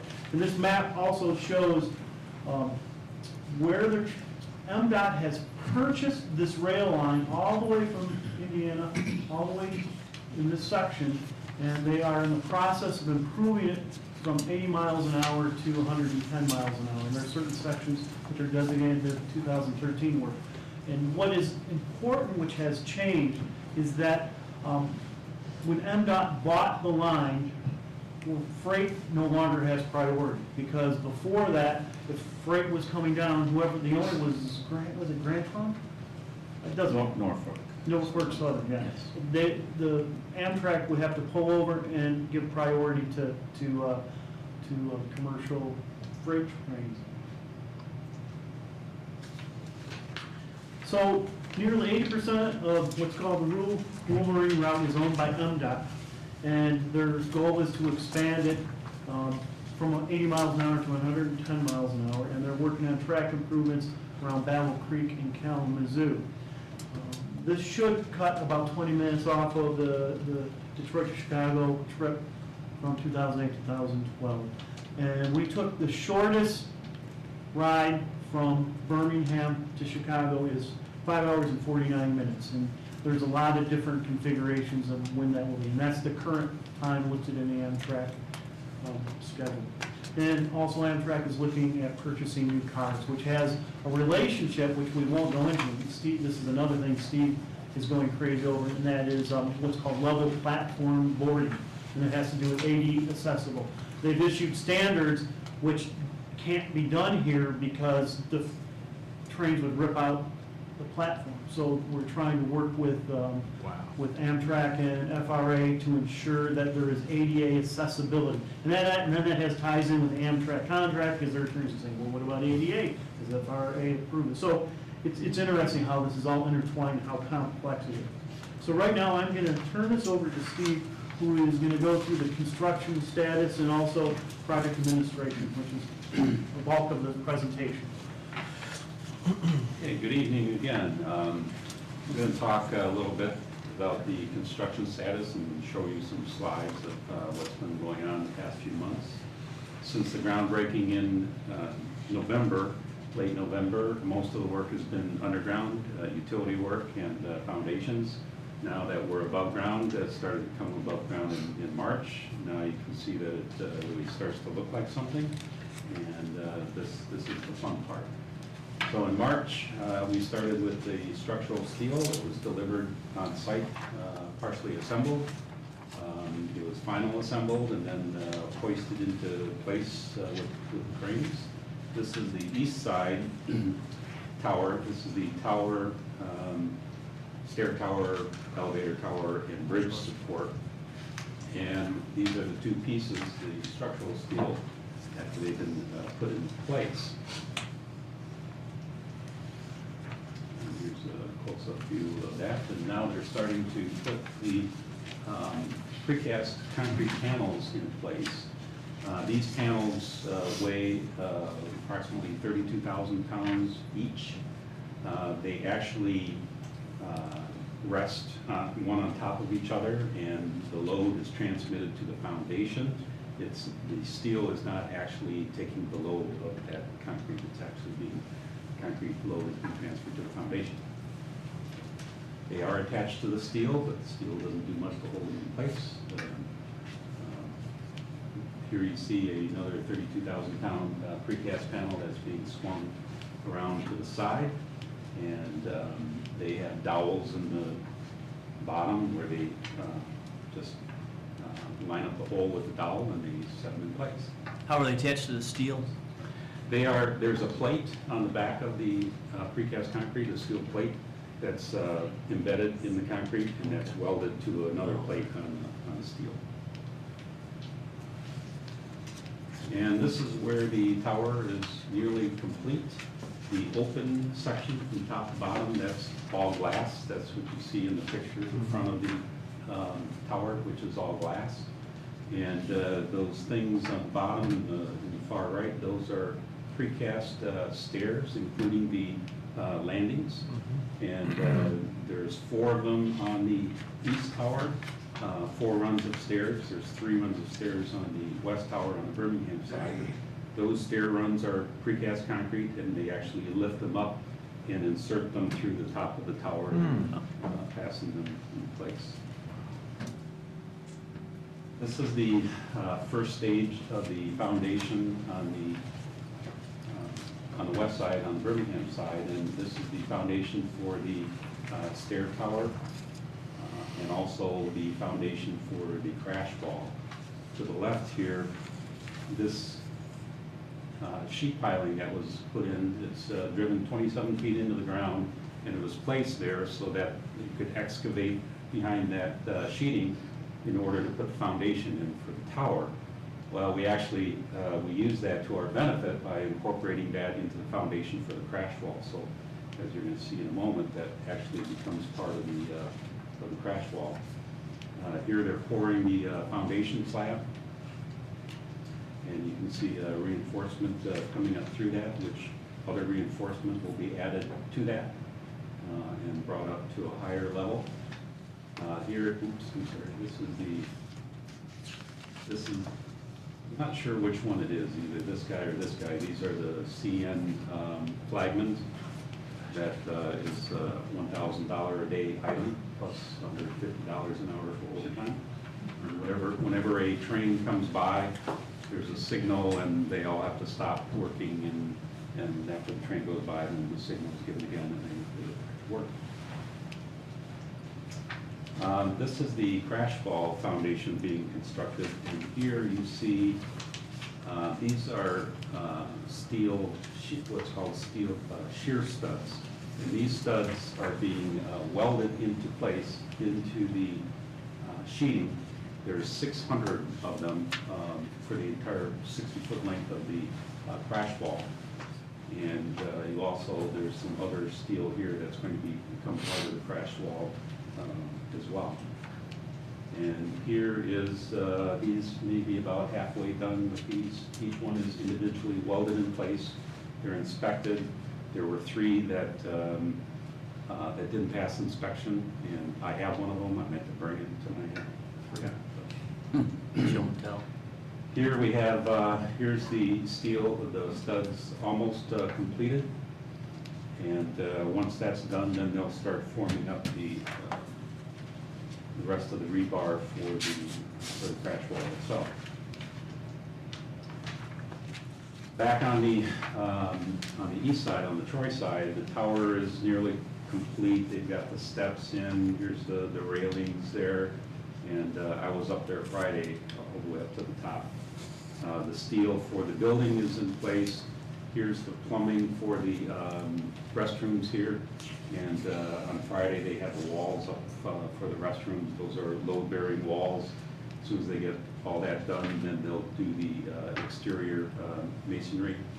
This tower, by the way, on the Troy side, this was done out of order. The original schedule called for the tower on the Birmingham side to be done first because we're under a time deadline with ITC, with the high power line, overhead lines. Half of those lines are de-energized in order to be able to work under them, and they have to be re-energized at the end of May. So we have to get that tower built and the bridge put in place before the power has to go back on. So this was built out of order, but it worked out well, and as they were building on the Troy side, they saved time that way, and then they went over to the Birmingham side, the crash wall. So here again is the steel that's being constructed, and I managed to get the train actually going by about 10:50 in the morning. Now here's the reinforcement steel for the crash wall. There's approximately 12 tons of steel in this wall. These darker lines right here, there's 8 number 10 rebars in those columns, and those are approximately 1.25 inches in diameter, about 4 pounds per foot. So this number 10 re-steel, for that alone, there is approximately 3 tons of steel just in that.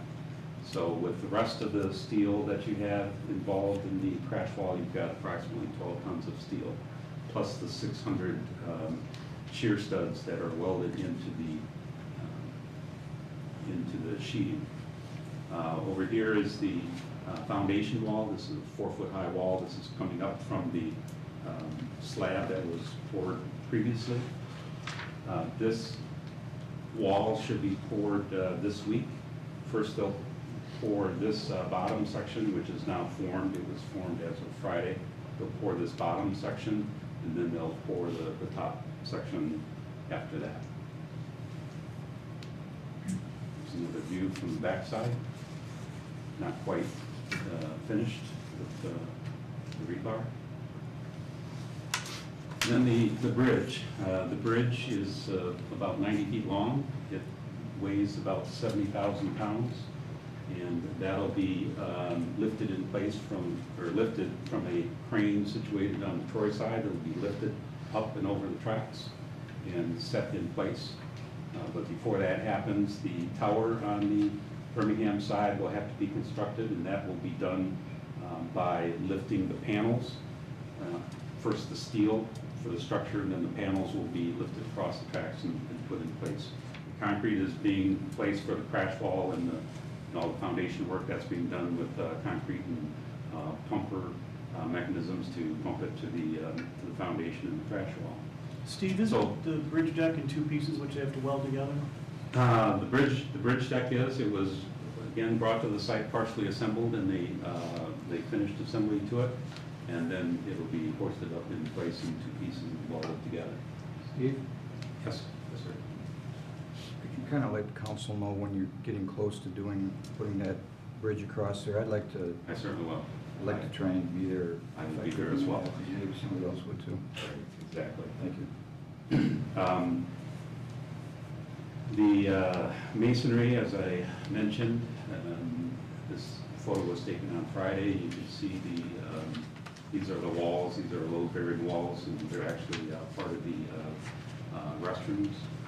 And it's hard to see, but there's plumbing that's coming up through there. And let's see, the tower on the Troy side is approximately 53 feet tall. The tower on the Birmingham side is 43 feet tall. There's 4 runs of stairs on the Troy side, 3 runs on the Birmingham side, and the clearance below the bridge, from the bridge to the top of rail, is 23 feet 8 inches. As Mark mentioned, the platform elevation, this is, there was a lot of discussion with Amtrak and with CN about the level of the platform. It was finally resolved that the platform would be 8 inches above rail. There's the ADA requirement for level boarding, and that's not practical on this particular line because of all the freight running through. And as the freight train goes by and you've got a platform that's way up here, and if you got somebody's, if you got freight going out too wide, or you have somebody on the train who's leaning out over the side, that can be very dangerous. So it's not practical because of all the freight. So it was agreed to have it 8 inches above top of rail, but there will have to be a lift, which is currently provided on the Birmingham station. There's a lift. Amtrak is trying to get away from lifts, so that might be replaced at a later date with what's called a mini-high platform, which would be about 50 feet long and allow a wheelchair to go up the ramp to a level area, and then up another ramp, and then finally level onto the train itself. And the platform construction, we hope to be starting the platform construction the end of this month or early May.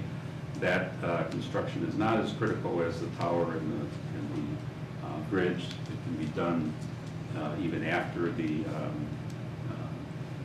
power is turned back on in the IPC lines. As far as construction schedule, well, first let me give you, as far as financially where we are. We are approximately 20% from a financial perspective, 20% of the project budget has been spent. However, only 8% has been on construction. The balance of that has been in design and construction management. So we have a long way to go with construction.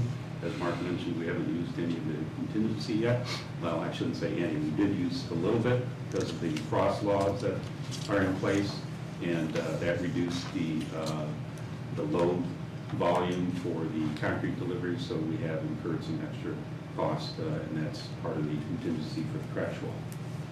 Substantial completion of the transit center is August 5th.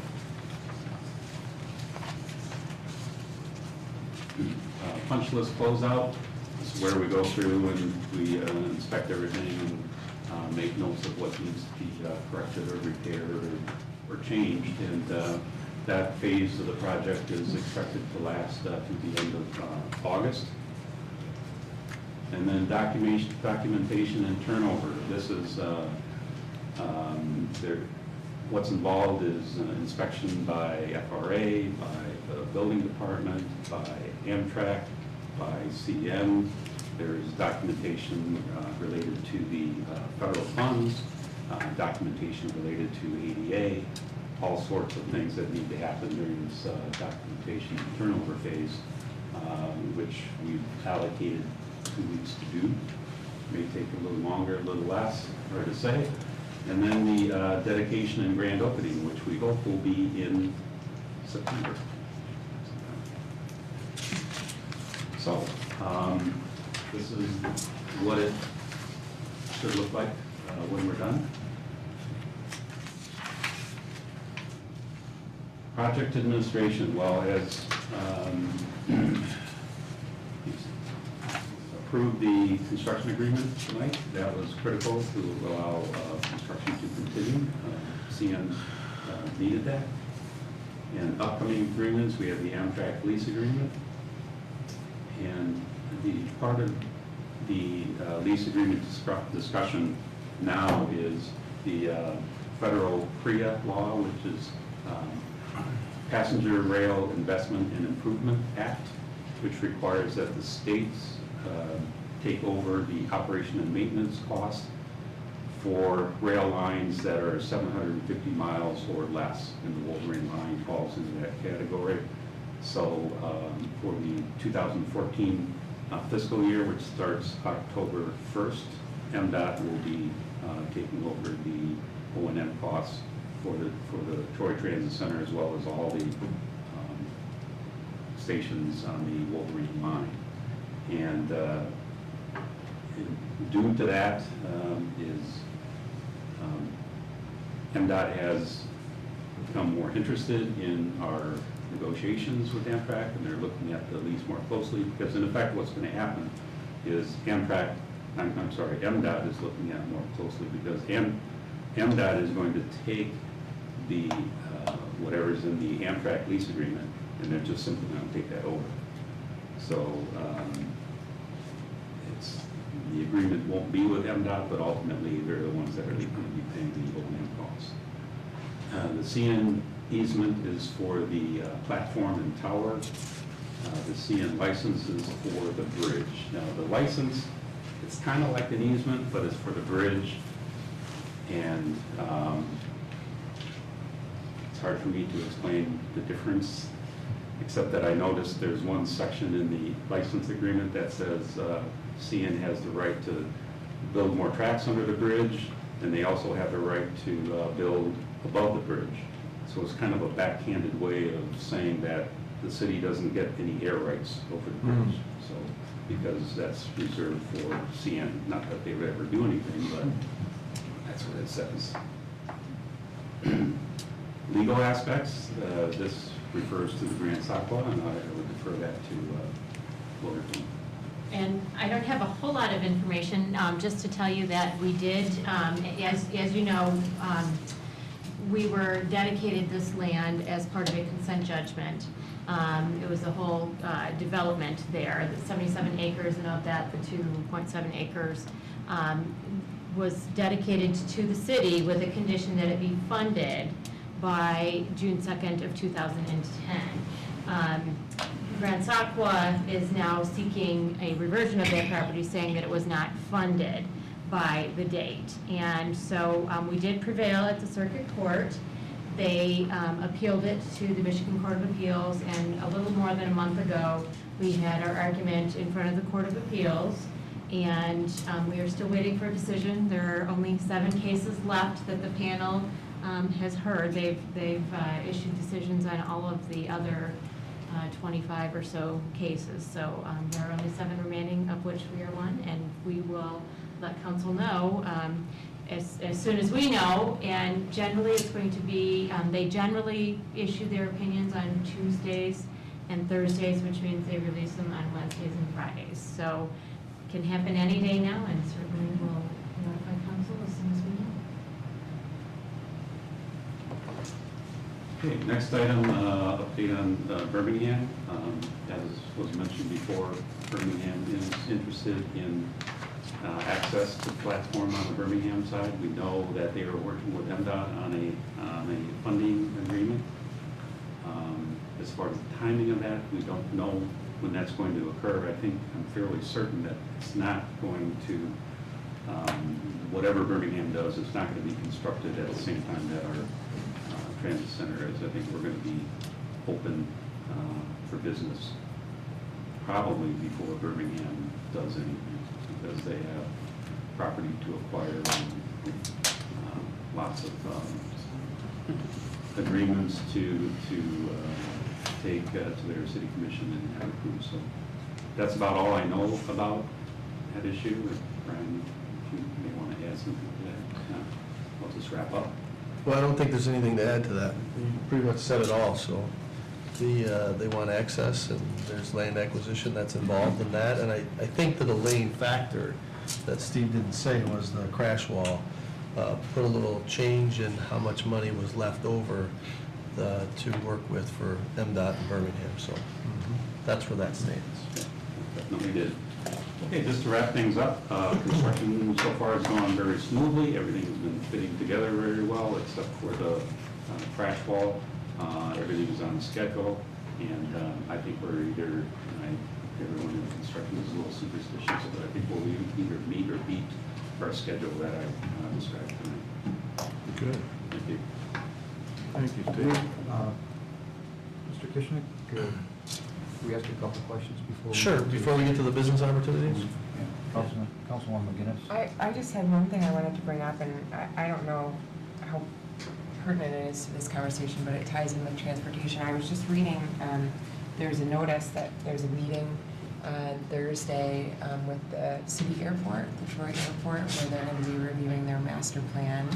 And it's going to be held, let's see here, at the community center from 5 until 7. And although we haven't really officially talked about how our transportation center might tie into other transportation opportunities in the city, I'm assuming that you're aware of this because I saw you jump up, but I just wanted to know if we were going to have a seat at the table, if there was going to be some involvement with the city at this review of the master plan, because I think that we're in a really good position to weigh in on transportation and the future of transportation in the city. So I was just wondering if anybody wanted to comment on that.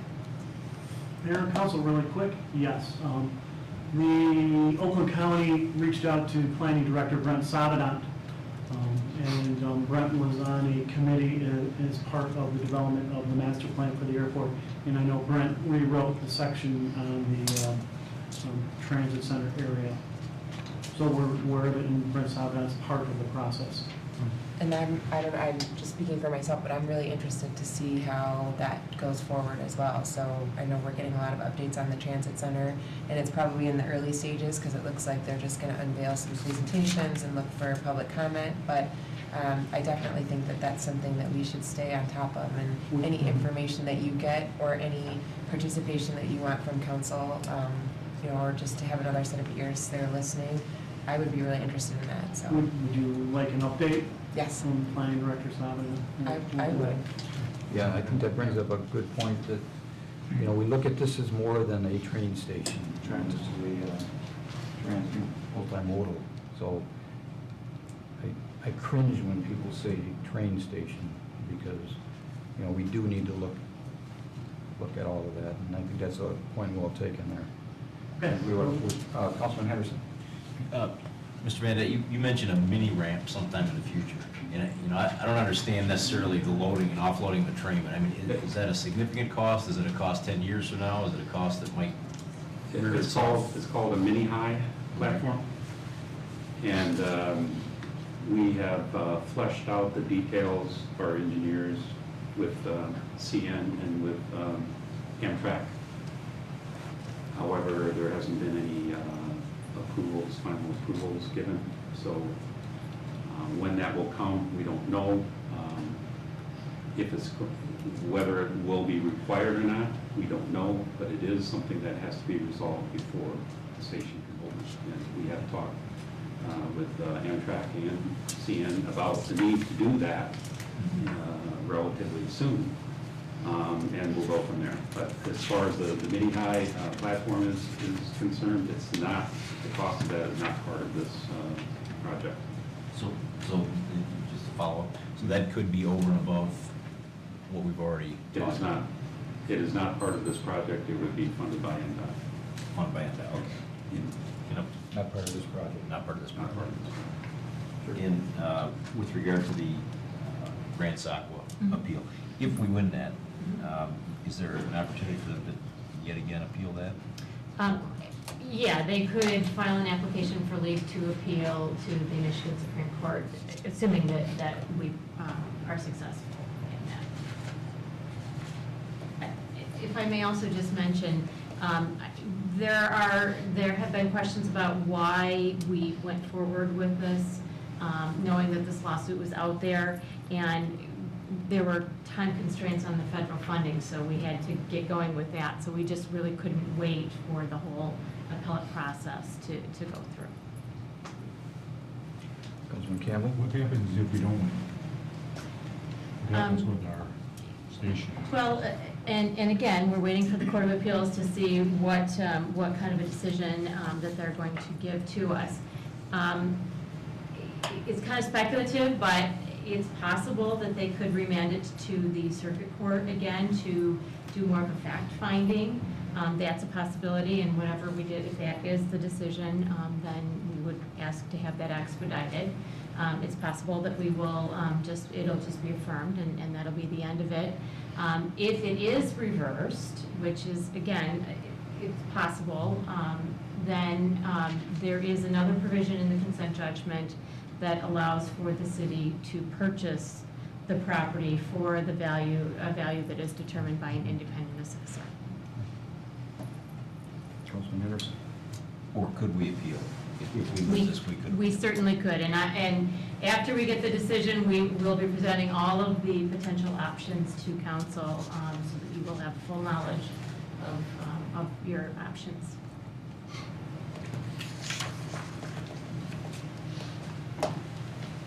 I just digress for just a second. On the consent agenda today, we approved selling some property on Rochester Road. And isn't there some stipulations as to how that money has to be used? And this might be a good time to talk about that, if we could? Or do you want to save that for a surprise? Actually, that was, that came up today in a meeting, reviewing, going over this. Yeah, I was reading that myself, and it kind of... Mr. Van Dett brought that up, as that certainly would be an eligible use of expenditure for this project. That's the way I read it, but I'm not a lawyer, and I didn't know if... but it certainly looked like a positive for us that we could, because it's mandated that we have to use that in a certain area. Yes, it is. It is required that the proceeds of that sale would need to be used for transportation purposes. Right. It's a good thing.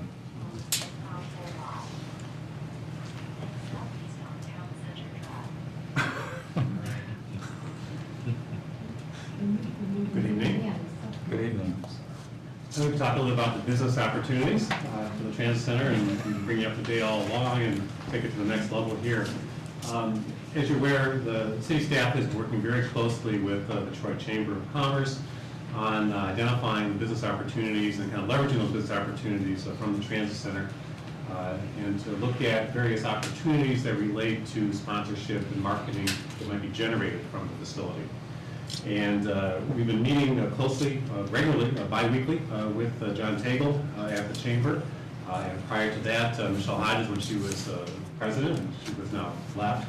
But been a good relationship moving forward, and we've been working closely with them to help identify those business opportunities. And I'd like to, I think everyone's probably aware of John Tagle. John's with our Planning Commission as well, and ask John to say a few words in terms of the Chamber's role in business opportunities and working with the city. Thank you. Good evening, everyone. Good evening. Thanks for staying with us. Well, I'd like to start my remarks tonight by saying that the Chamber remains committed to helping the city develop business models to identify supplemental revenue for the Transit Center.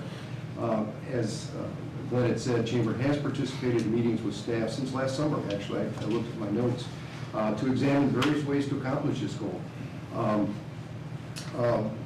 The funds, we're thinking right now, we've always focused, up until recently, we talked about the funds being focused on O&M costs.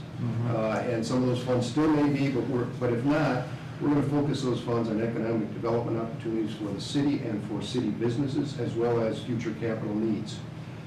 Thus far, we've identified 3 ways for Chamber members to get involved. One of them is naming rights, and that's probably the low-hanging fruit right now. Howard English and I met with a company in Troy who was very interested in having their name alongside the city's name on the center. We believe there are other companies interested in that opportunity, in those kind of opportunities as well. The second opportunity is a hospitality group, which there's a committee within the Chamber.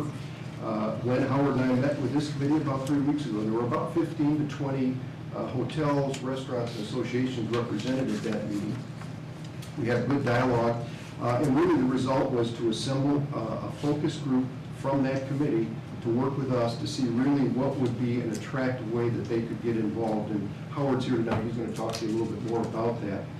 And then the third way, there are other business stakeholders that have been very engaged in the process with the Transit Center, been very supportive over the past year.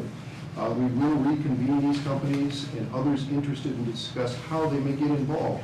And just to mention some of the companies, Altair, Meritor, AT&T, Walsh College, Health Plus.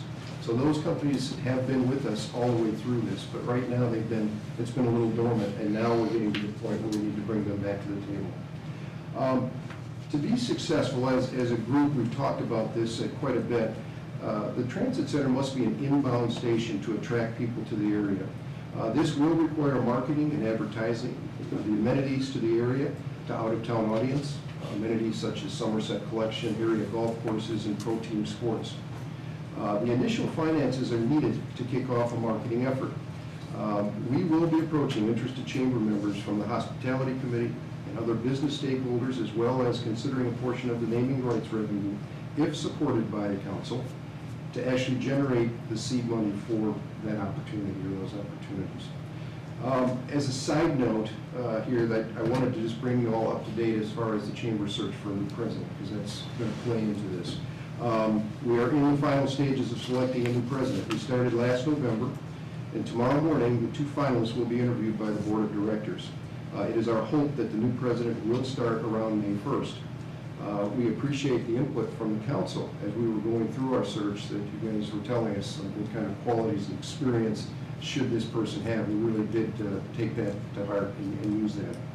So in closing, I'll restate that the chamber remains committed to helping the city find sensible business models to generate supplemental revenue from the transit center. Thanks. Thank you. I was at that hospitality meeting, and I was very encouraged by that meeting. Thanks, John. John already touched on several of these issues, and Steve mentioned earlier, when we were talking a little about the Amtrak and the lease agreement, with Amtrak and to begin with, and then MDOT later, in terms of covering the O&M costs. That was the original intent in terms of the business opportunities. That's going in a different direction. However, as John mentioned, there are other key areas that we can focus on in terms of the marketing opportunities and the business opportunities. For one is to look at the capital needs. The transit center down the road will have some capital needs requirement. There is a warranty for the roof, for example. When that warranty expires, if it needs roofs, heating systems, that kind of thing, kind of infrastructure. So these funds that could be generated could go towards some of those capital needs down the road. In addition, it's really to promote the transit center and Troy as a destination for inbound travel. We're all aware that people hop on the train to go to Chicago. We want to look in the other direction as well. There's a lot of folks generated from Chicago coming to this area, whether it's for sporting events or some other event, and we want to take advantage of that. Really, the bottom line is to really leverage the transit center as an economic development tool for the city, for our local businesses, and those local businesses could include those in the hospitality industry, those restaurants, retailers, whoever can benefit from the transit center. We want to make sure we seize that opportunity as we're there. We've been very fortunate, both the chamber and the city, to be working with Marketing Associates and Howard English in particular. Howard has so graciously donated his time to this point to assist us in helping to identify those business opportunities. I'd like to bring Howard up here to talk a little bit in more detail in terms of what those opportunities might be and how we can help see those opportunities. Thank you. Thank you very much for the time tonight. It was wonderful to hear all the great comments at the regular meeting, and I think the spirit of what some of those folks were saying at the podium tonight is kind of what we're trying to do with the opportunity that we have with the new intermodal station. And if you were at the hospitality committee meeting, I think you could see the excitement that we can generate in the community, because as Glenn said, we're going to have a beautiful station come mid-September, and a lot of people will use it to go to Chicago and other regional cities. But I think the main focus and the real opportunity we have is to build a program, a marketing program that will bring people from Chicago, from Milwaukee, from Indianapolis, from St. Louis, where they come through that spoke in Chicago and head our way. And that's really kind of where we wanted to take the presentation tonight. Is it just right? Oh, okay, that's great. Obviously, you know, we have a beautiful station that will be available come mid-September, and we have been meeting since before Christmas, really, almost on an every other week basis, going over what can we do to promote the city, promote the station, and I think really what it comes down to is we want to utilize this great opportunity to showcase what we have to offer in Troy and also promote ridership at the Transit Center. And then as we have talked with some of the other organizations around the region and the state, I think we can harness the power of Pure Michigan and Amtrak and MDOT and even Destination Oakland. I think we can harness the power of all of those organizations to really put together a package that will start to attract people to come in and utilize the station. And then, as Glenn was mentioning, we want to entice travelers to come into Troy, and I'll use a short story that kind of where that idea started. I'm very lucky to have season tickets to most of the major sports teams here, and every time that Chicago comes in, whether it's the Bears or the Blackhawks or the baseball teams, I'm sitting in the stadium and I'm going, there are more people from Chicago here than Detroit. That's an opportunity. And that's really what we can do maybe as an initial item to start to promote people coming in. Chicago loves to use trains. I mean, there's 3.5 million people that use the station in Chicago. So they're used to getting on a train and going somewhere. Let's make them come here, experience the great things we have, and if they want to follow their sports teams doing it, I think that's a wonderful opportunity. Let me give you a little background of how we can help and what we've done in the past. I've had a great opportunity to work with Wayne County, Oakland County, and Macomb County really since Super Bowl on promoting the counties, and one of the areas that we've done this is out at Metro Airport. And as you can see, the kiosks here, we have Brooks and all of the county execs actually giving a message about what's great about those particular counties.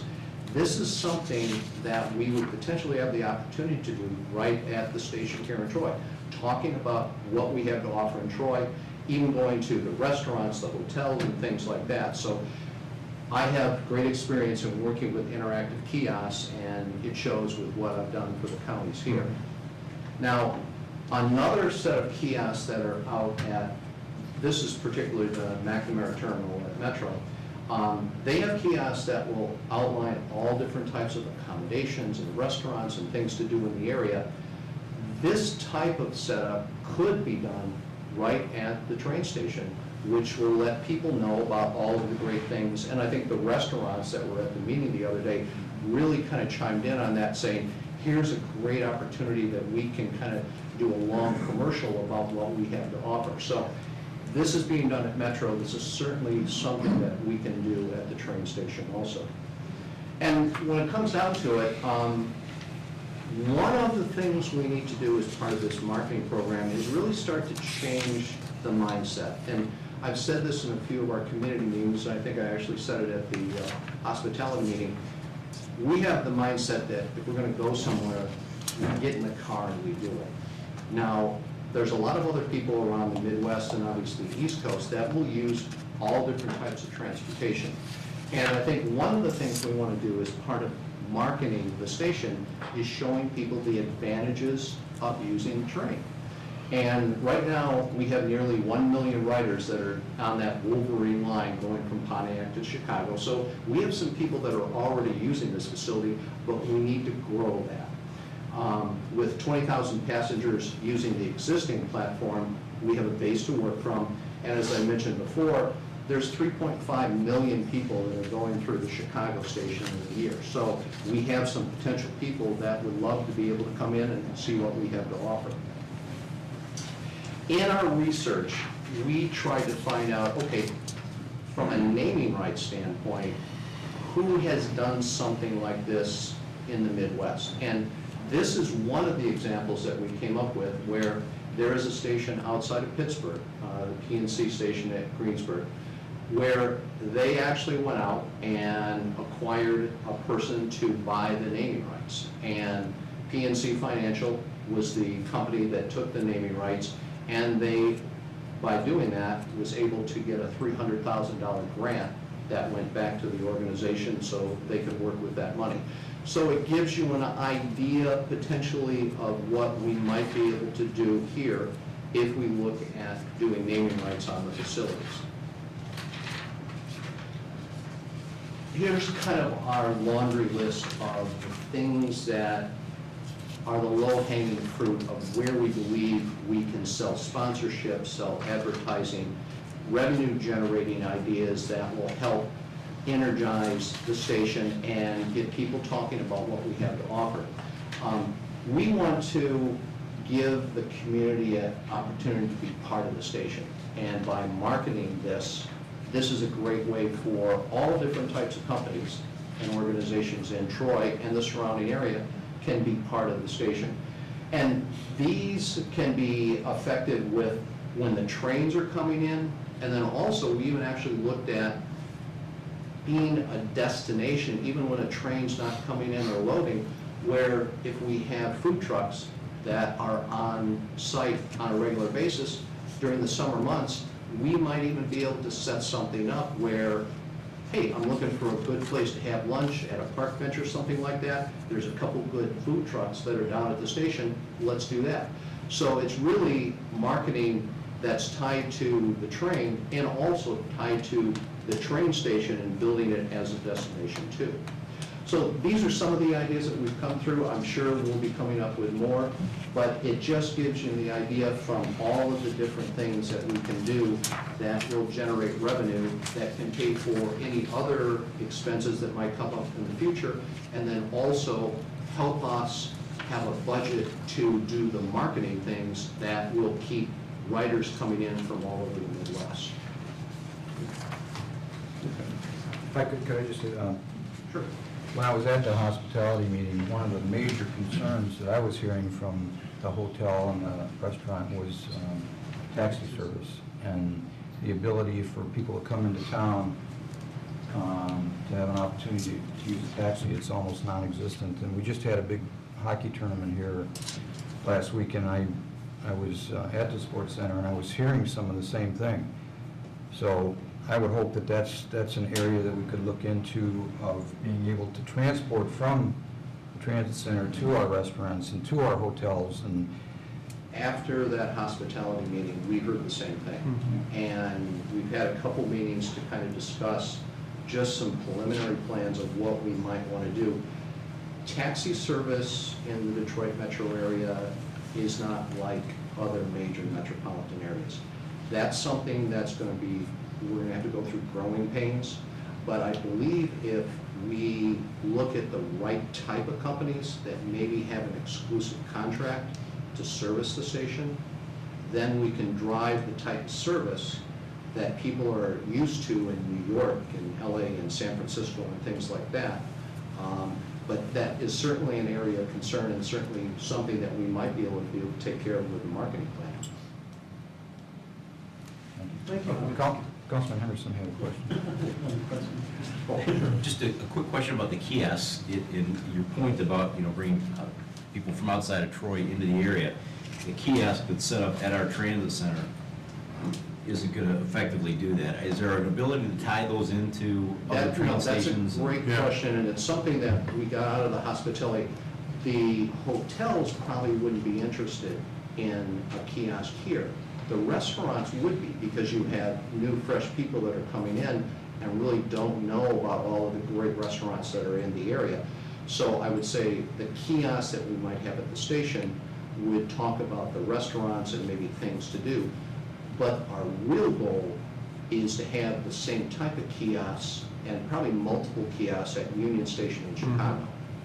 And then that's tied to what we do from the overall marketing plan, because we need to be able to build packages that say, okay, here's a train ticket, here's 2 nights hotel, here's some tickets to whatever sports event, and maybe, here's a couple different restaurants that you can go to during that. We need to be able to build that package, and we still haven't decided how we're going to do that, but that's an important part, because if we can get all of the different cities that are on the spoke out of Chicago, and we can get them to support their sports teams by coming in, if we get them in the first time and we do a really good job, they will come back. So maybe they'll come back to use our golf courses. Maybe they'll come back to do Christmas shopping.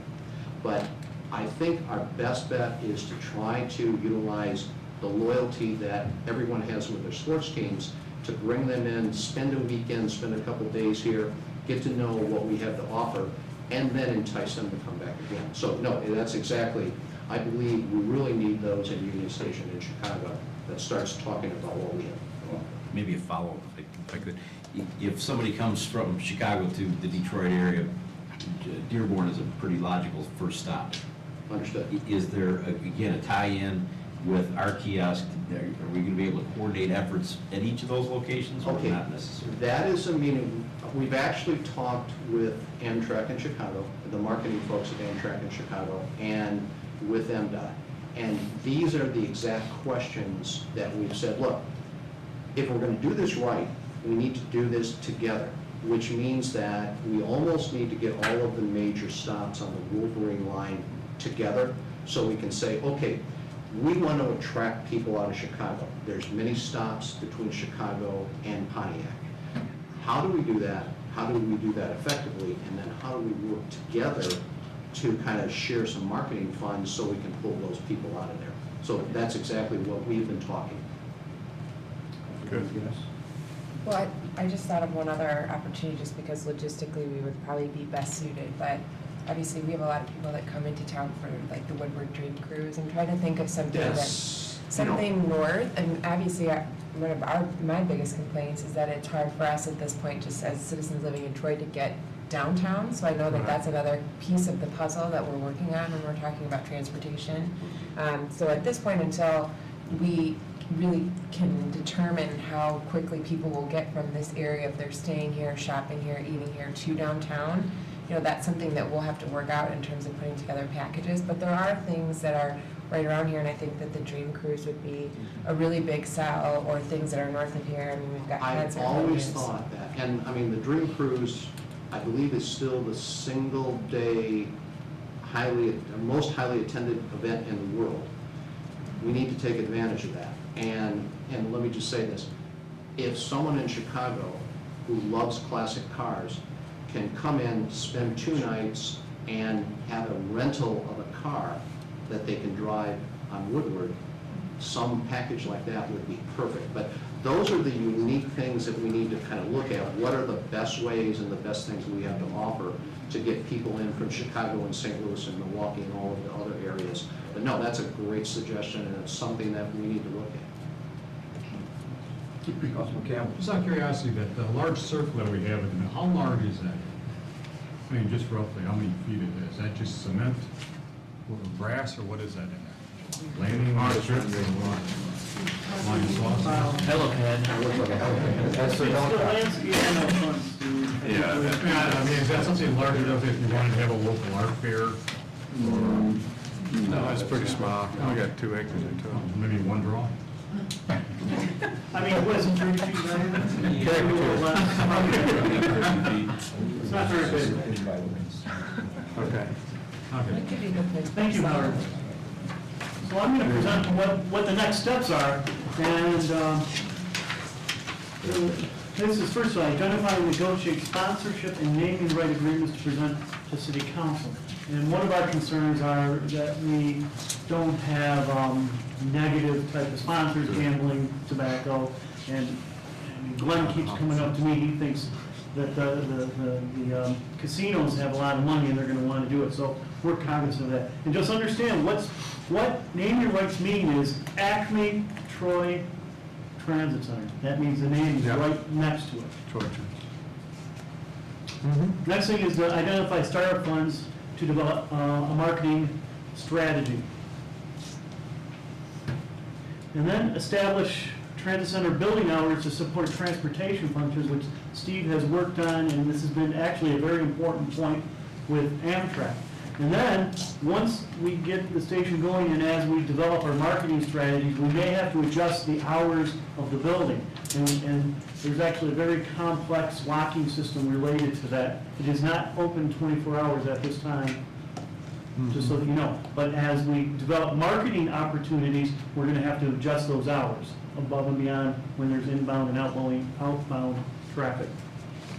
And then we need to develop a capital improvement plan and prioritize how the funds will be expended. And that's going to be down the road a little bit, but that is a concern because there will be capital costs down the road.